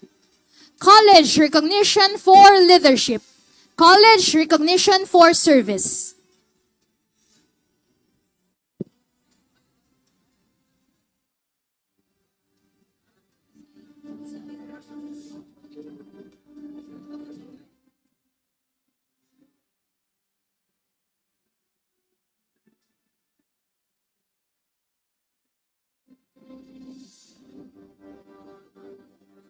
Dr. Pauline España Orpiada from Gahonon, Daet, Camarines Norte, daughter of Mr. Ramiro Acido Orpiada and Mrs. Raquel España Orpiada. College Recognition for Leadership. Outstanding Clinical Clerk in Internal Medicine.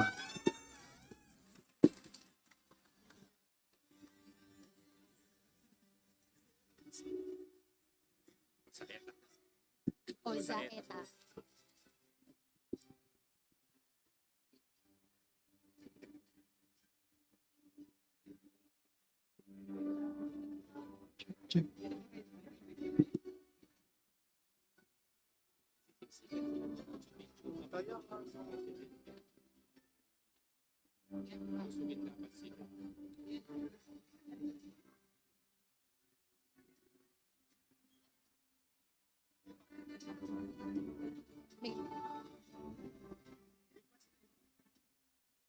Dr. Mariana Jessa Valencia Ozaeta from Concepcion Grande, Naga City.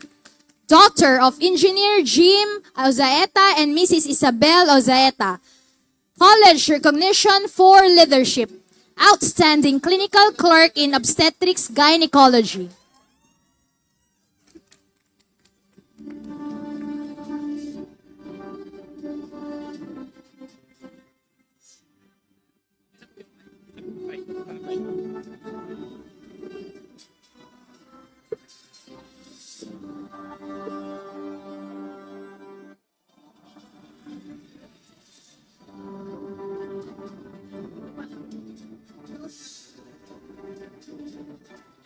Dr. Christian Joseph Aguilar Padua from Cusada, Legazpi City, Albay. Son of Godijardo Vergara Padua and Mrs. Perpetua Aguilar Padua. College Recognition for Leadership.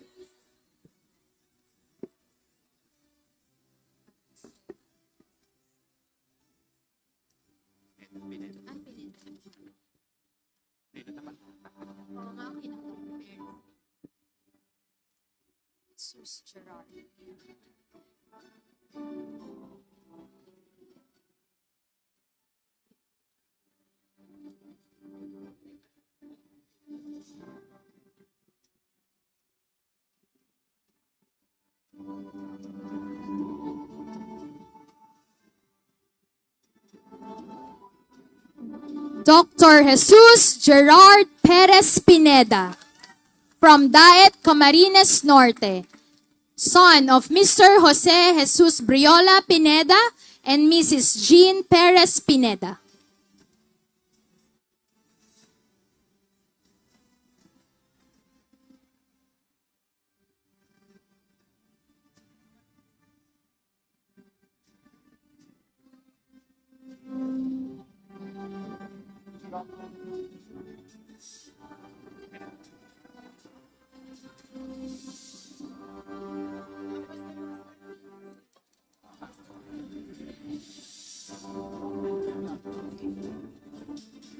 Dr. Jerelu Sandrino Ramos from Bato, Camarines Sur. Daughter of Mr. Rogelio Kinlingan Ramos and Mrs. Aida Sandrino Ramos.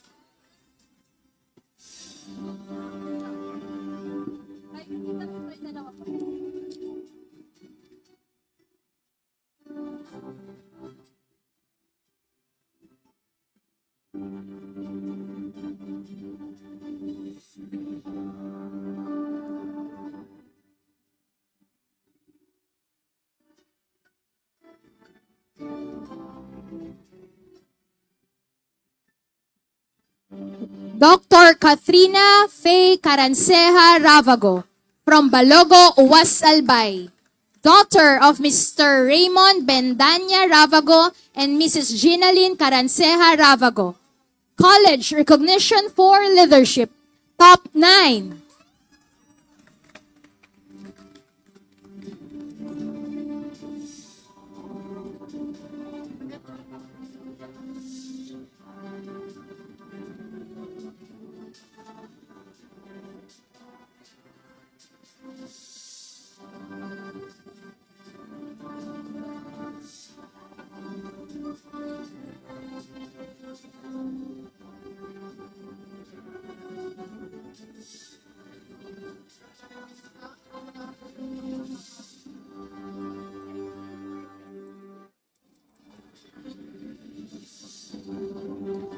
Dr. Syra Frances Naldo Retuerma from Balogo, Sorsogon City, Sorsogon.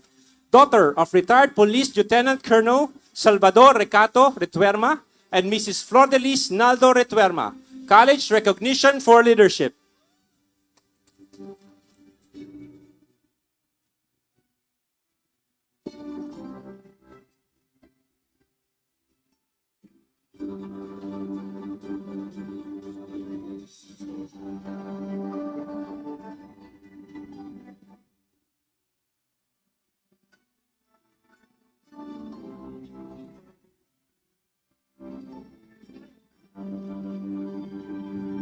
Dr. Hera Marie Pardinas Ruivivar from Layon, Ligao City, Albay. Daughter of Mr. Roy Ruivivar and Mrs. Raquel Ruivivar. College Recognition for Leadership.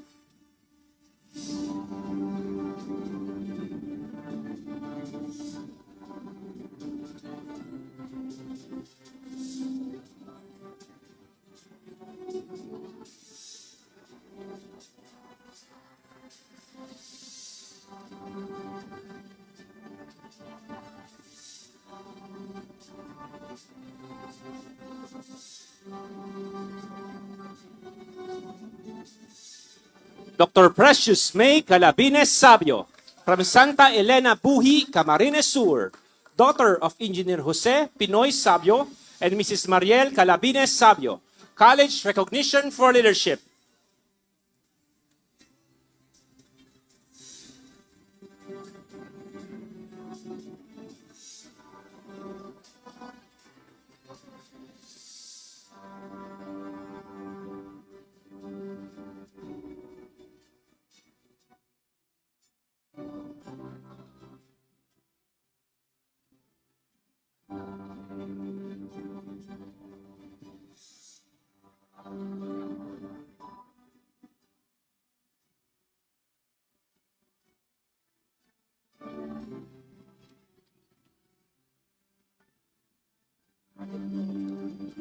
Dr. Stephanie De Leon San Pablo from Matacon, Pulangi, Albay. Daughter of Mr. Eddie Herubin San Pablo and Mrs. Maria Celeste De Leon San Pablo. College Recognition for Leadership.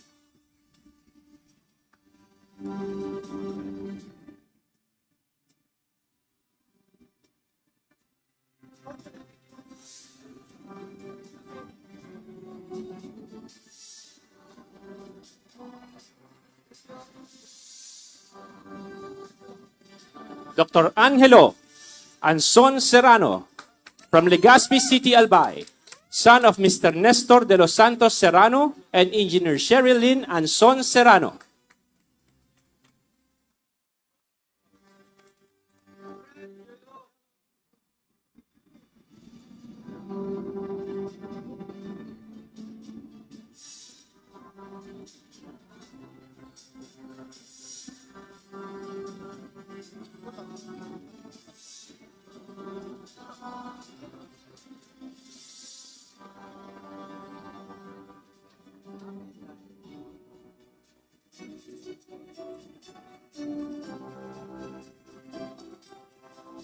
Dr. Dan Angelo Tapia Templo Nuevo from Pulanglupa, Dos Las Piñas City, NCR. Son of Mr. Dante Lizazo Templo Nuevo and Mrs. Emma Tapia Templo Nuevo. College Recognition for Leadership. College Recognition for Service. Top 7.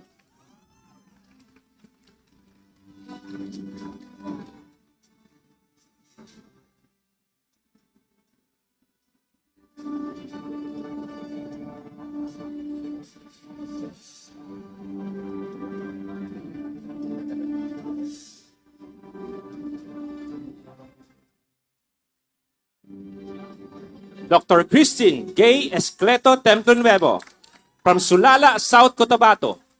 Daughter of Mr. Romero Torazo Templo Nuevo and Mrs. Dolores Escleto Templo Nuevo.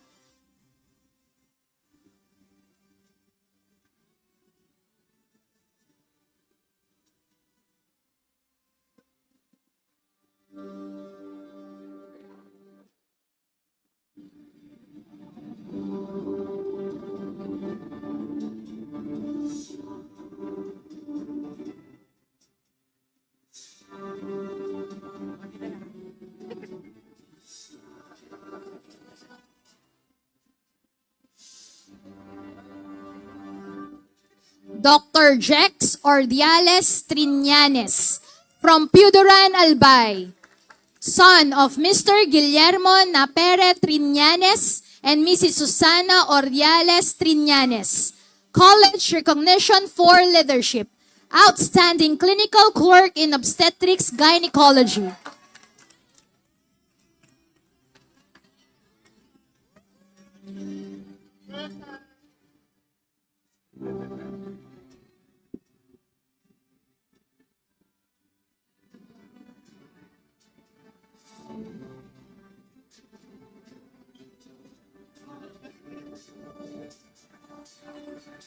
Dr. Henson Bagamasbat Turalde from San Roque, Iriga City, Camarines Sur, son of Engineer Henry Balbeda Turalde and Mrs. Fe Bagamasbat Turalde. College recognition for service, Dean Citation for scholarship, Dean Citation for exemplary achievement. Top 1.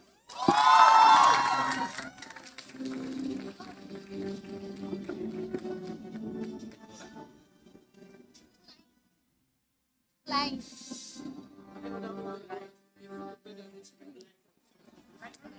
Klein, di ba?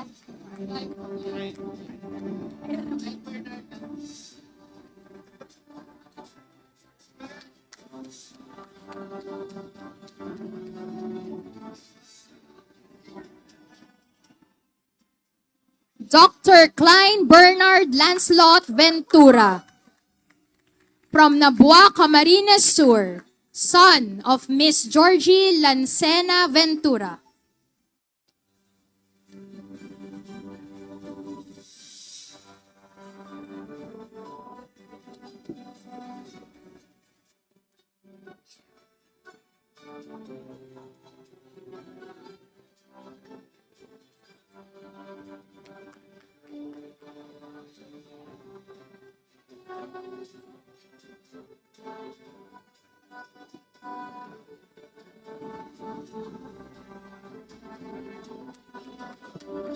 Dr. Jude Sandel Valera Surbito from Habawangan, Aroroy, Masbate, son of Mr. Midel Alvarez Surbito and Mrs. Susan Valera Surbito.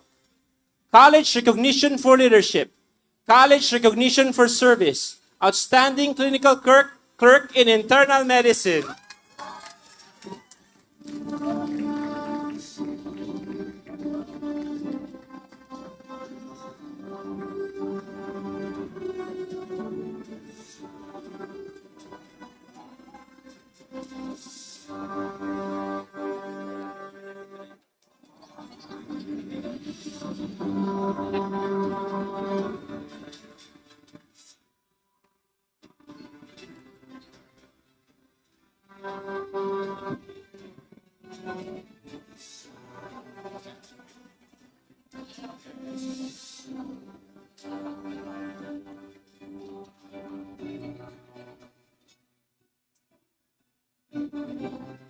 Congratulations, Batch Rahay!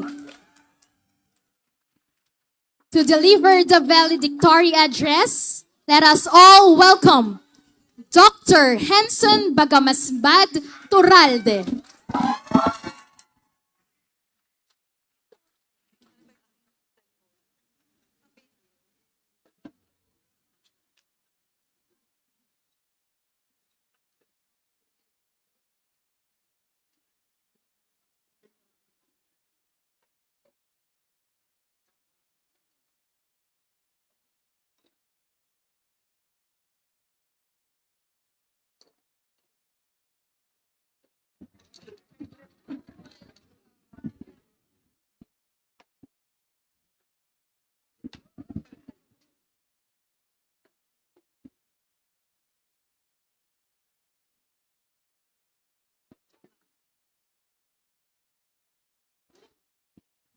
Hello.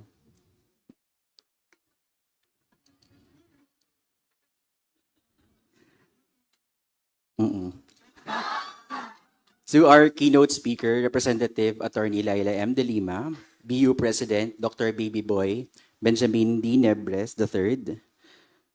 To our Vice Presidents, Mr. Cyrus A. Barameda, VP for Administration and Finance, Dr. Maria Julieta Bores, VP for Academic Affairs.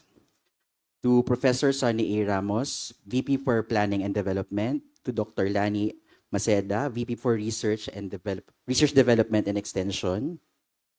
To our Dean, Dr. Ofelia Summers C. To our BU General Alumni Association President, Attorney Alex B. Nepomuceno. To our Associate Dean, Dr. Jerilyn Adviento. To our College Secretary, Dr. Karen Marie Gregorio. To our esteemed faculty, heads of offices, and staff. To Bachelor High, parents, other family members, friends, students, good morning. Tara na.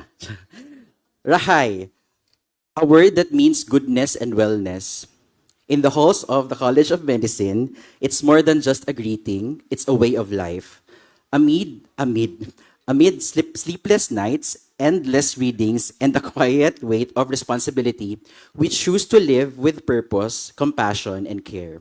Rahay is in the way we support each other, the way we push forward with hope, and the way we heal ourselves and others. This is more than our path, it's our promise. Ito yung caption natin kagabi sa graduation profile pictures natin. So ano naman, yan. When we were choosing a batch name, or rather when I was voting for a batch name, I chose Rahay as I would want to emphasize character and compassion in our profession. Of course, I would not deny that this could appear hypocritical coming from me, right? Coming from someone who often asks about a person, yung unang tanong ko, magaling ba yan? Matalino ba yan? Sino ba yan?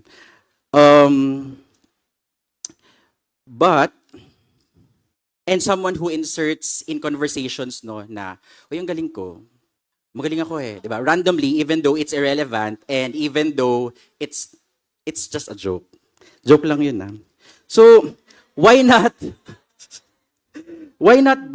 batch ganting, or why not batch kusog, the other options in our poll, or why not batch banaag, which signify strength and hope. Since in medical education, training, and practice, all of these are certainly critical for survival. Why batch Rahay? So I personally put high value on excellence and resilience. And it's not just me, in our profession, we collectively put high value as well on excellence and resilience. In our training, experiencing extreme stress is already the status quo. In an attempt or with the aim of producing excellent and resilient doctors. However, is goodness and kindness also the status quo? In our typical duty hours, it is undoubtedly easy to get annoyed by our situation from our patients, our colleagues. For example, may pasyente kang tiniis niya ilang araw yung nararamdaman niya at pupunta siya sa ER ng alas 4 ng umaga. At tatanungin mo, bakit niyo po naisipang dalhin siya ngayong alas 4 ng umaga? And then, you interview the relatives who give you a poorly coherent history due to distress, due to fear. Or patients who are poorly compliant to their medications, prompting their consult in the ER. Or mga pasyenteng wala pang 2 oras, nakakalagay mo ng NGT, tinanggal na nila. Ayun. Tapos, ayun, may mga pasyente kang dumadating sa ER ng alas 4 ng umaga, may adcon ka pa. So, this will trigger a bad mood. This could trigger a bad mood. Or from co-clerks na out of post. Or yung previous duty na hindi nag-endorse. Or maraming backlogs, di ba? Or ikaw na inakusahan na hindi raw nag-carry out ng orders. Ayan. Or we can also be annoyed by other members of the healthcare team. So maraming pwedeng triggers in our duty hours. We also know of social media posts complaining about rude doctors, which makes me ask, am I scared of being exposed as a rude doctor, or am I scared of actually being a rude and kind doctor? It is not just on the bad days, but also on the good days that we may be unintentionally unkind to our patients. When we perform our firsts, kunwari first thoracentesis mo, first paracentesis, first OR assist, and we celebrate innocently in front of the patient or our relatives, being insensitive to their pain, being insensitive to their condition. Since first year, we are reminded to treat our patients as persons, not as mere cases to learn from. But now we know from clerkship the reality of difficulty of doing so. Aside from highlighting kindness to others, whether they are our patients, seniors, juniors, mentors, teachers, I would also like to emphasize being kind to ourselves. Due to the high value I put on excellence, I probably am the harshest person I know to myself.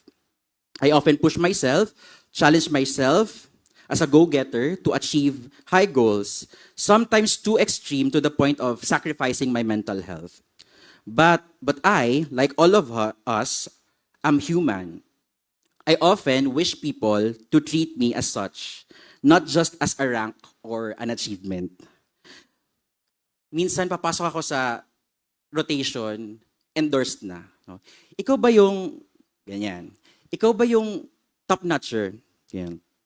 I wonder why we do that. Why we introduce people in that way, no? Na, uy, siya nga pala yung top, ganyan ng batch namin. Siya nga pala yung na ganyan sa boards. Ganun.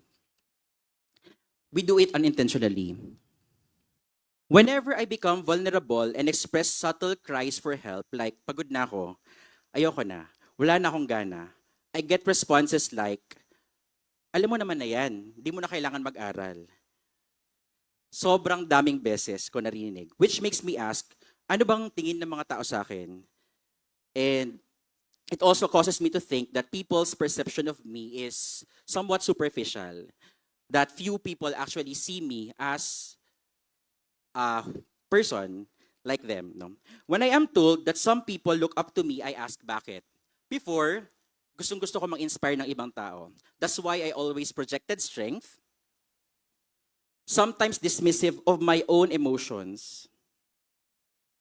Admittedly, I am probably the most guilty of being unkind to others and myself. So, I'm not being hypocritical here. But now, I don't want to be inspiring. I just want to live my life. No? Without thinking kung may inspire ko ba tong taong to or hindi. But my mother said, di natin makokontrol ang tao kung ililook up nila tayo or hindi. Wala tayong magagawa doon. So, when I realized this,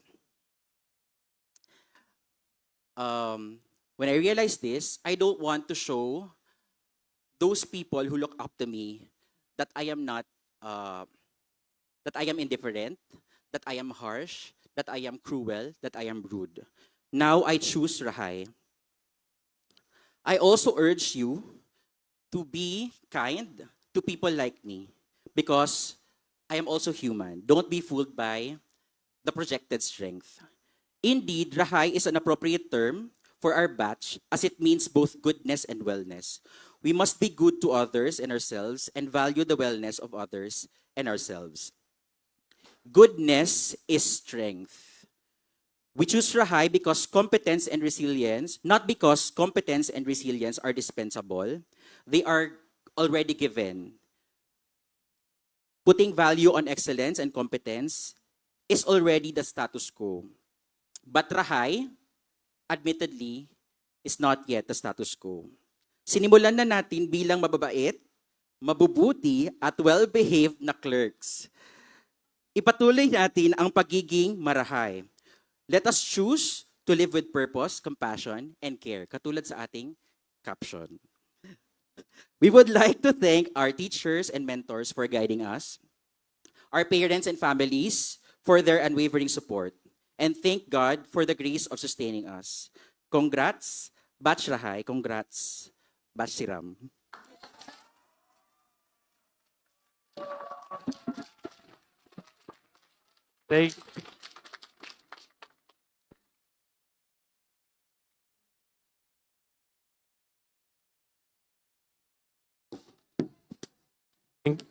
Thank you, Dr. Toralde, for your inspiring words, and congratulations once again. Next, we have the induction of our graduates into the BU Medical Alumni Association. This will be led by Dr. Jude Rivera, BUCM faculty, and Attorney Alex Nepomuceno, BU Alumni Regent.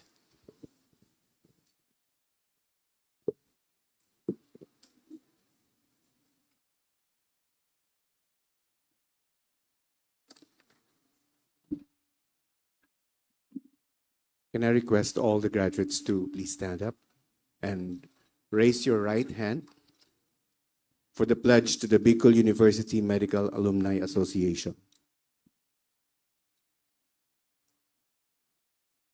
I state your name. Do hereby solemnly swear to advocate the morals and principles of a five-star physician and uphold the university's core values of leadership, scholarship, character, and service. I promise to fully cooperate to the betterment of every individual within and outside.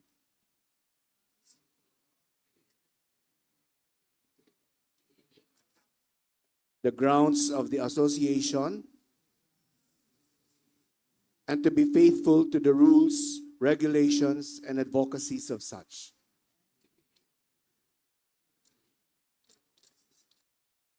I hereby pledge my loyalty and membership to the Bicol University Medical Alumni Association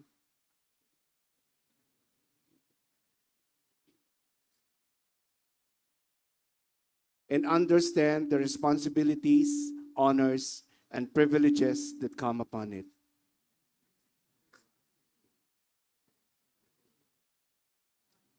So help me God.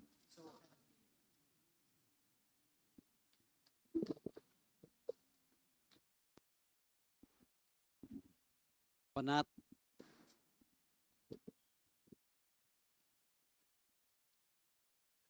Panata sa samahan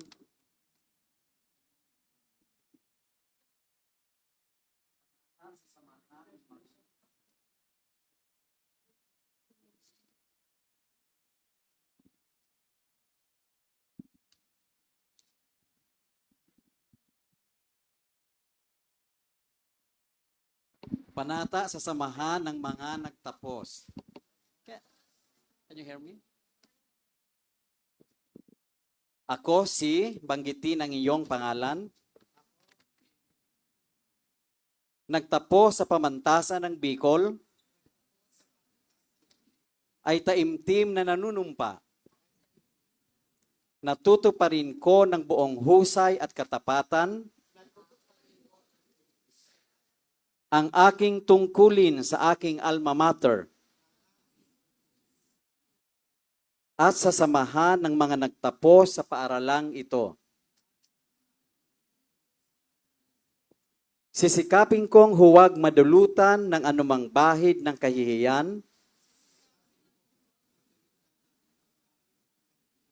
o kasamaan ang pangalan ng aking paaralan.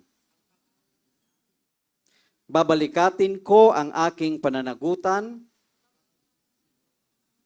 sa Diyos, sa bayan, at sa aking kapwa nang walang anumang pasubali o hangaring umiwas.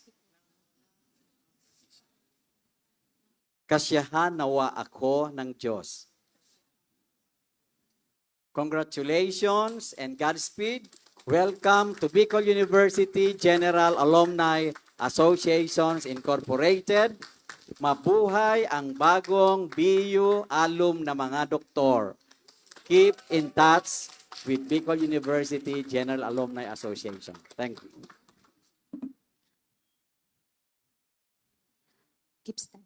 Thank you, Dr. Rivera and Attorney Nepomuceno. At this point, we call on the BUCM Faculty President, Dr. Ricardo Isip Jr., to administer the Hippocratic Oath to our newly minted graduates.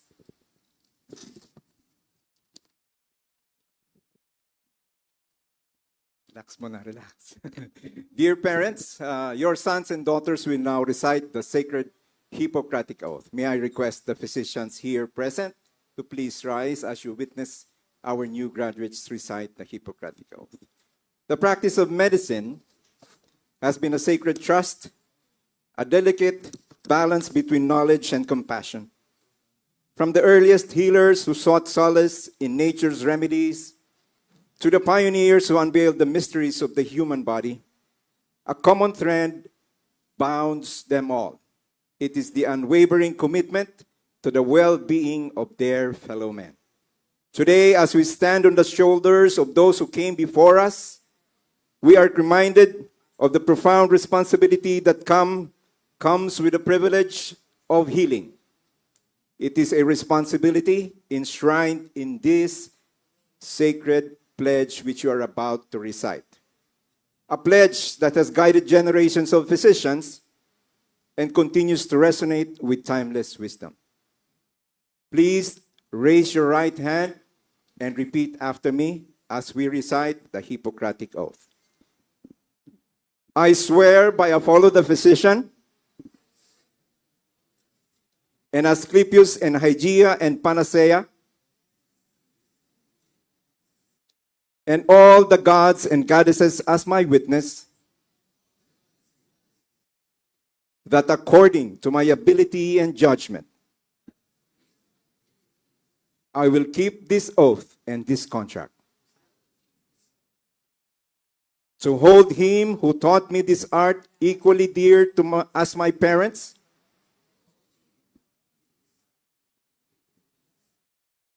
to be a partner in life with him, and to fulfill his needs when required. To look upon his offsprings as equals to my own siblings, and to teach them this art if they shall wish to learn it. Without fee or contract, and that by the set rules, lectures, and every mode of instruction, I will impart a knowledge of the art to my own sons and to those of my teachers, and to the students bound by this contract, and having sworn this oath to the law of medicine but to no others. I will use those dietary regimens which will benefit my patients according to my greatest ability and judgment. And I will do no harm or injustice to them. I will not give a little drug to anyone if I am asked, nor will I advise such a plan. And similarly, I will not give a woman a pessary to cause an abortion. In purity, according to divine law, I will carry out my life and my art. I will not use the knife, even upon those suffering from stones. But I will leave this to those who are trained in this craft. Into whatever homes I go,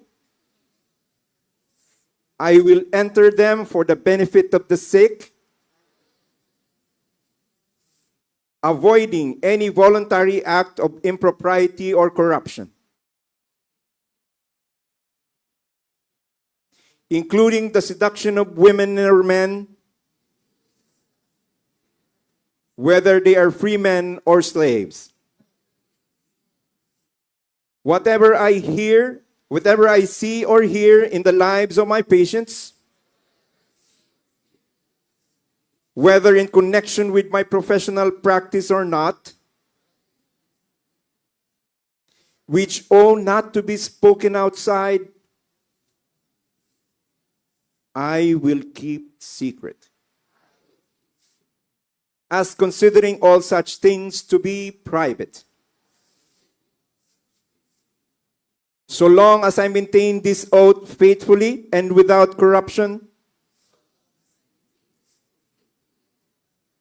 may it be granted to me to partake of life fully and practice of my art, gaining the respect of all men for all time. However, should I transgress this oath and violate it, may the opposite be my faith. Congratulations.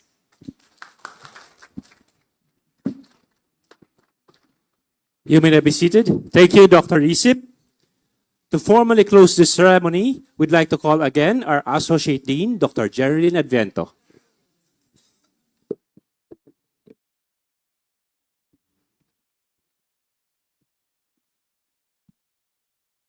Okay.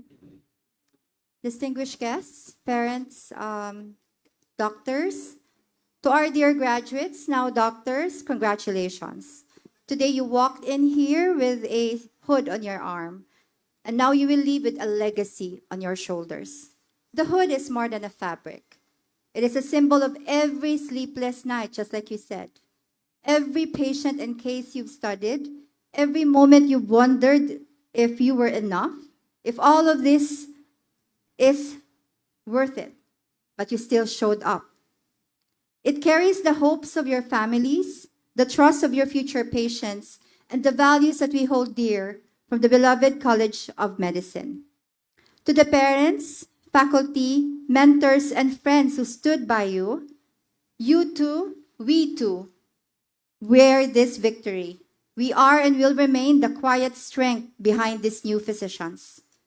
To our university president, the vice president, and all members of BICO University, administration, past and present, we thank you for your steadfast leadership and unwavering support and continued guidance for the College of Medicine. Thank you for helping us shape these future healers and leaders in service for humanity. Now, Batch Rahay, as you step into the world beyond this hall, remember this: medicine is never just a profession. It is our noble calling. May you always wear your white coat with humility and kindness, your stethoscope with compassion, and your knowledge with courage and kindness, and always live with purpose. So go forward, class of 2025, be the doctors of humanity, doctors not just to heal, but to lead, to serve, and to inspire. Bachrahay, the future is in your hands. Congratulations. Thank you, Dr. Adviento.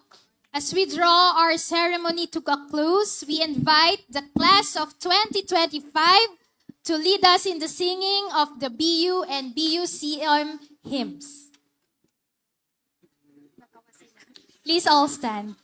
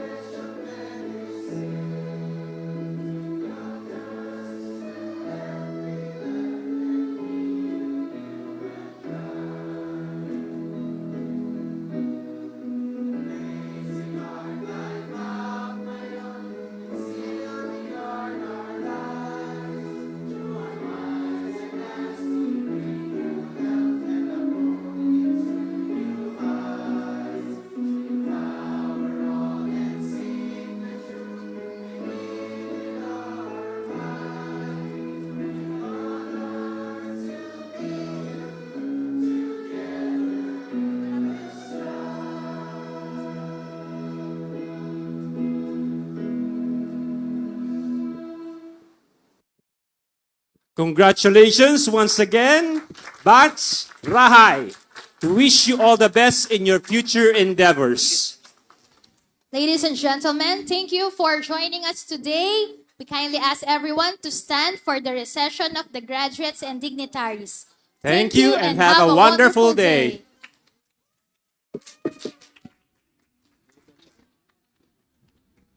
Ladies and gentlemen, the recessional. Our keynote speaker, Representative Laila M. De Lima. Our BU officials, BUCM faculty, and the class. Wait.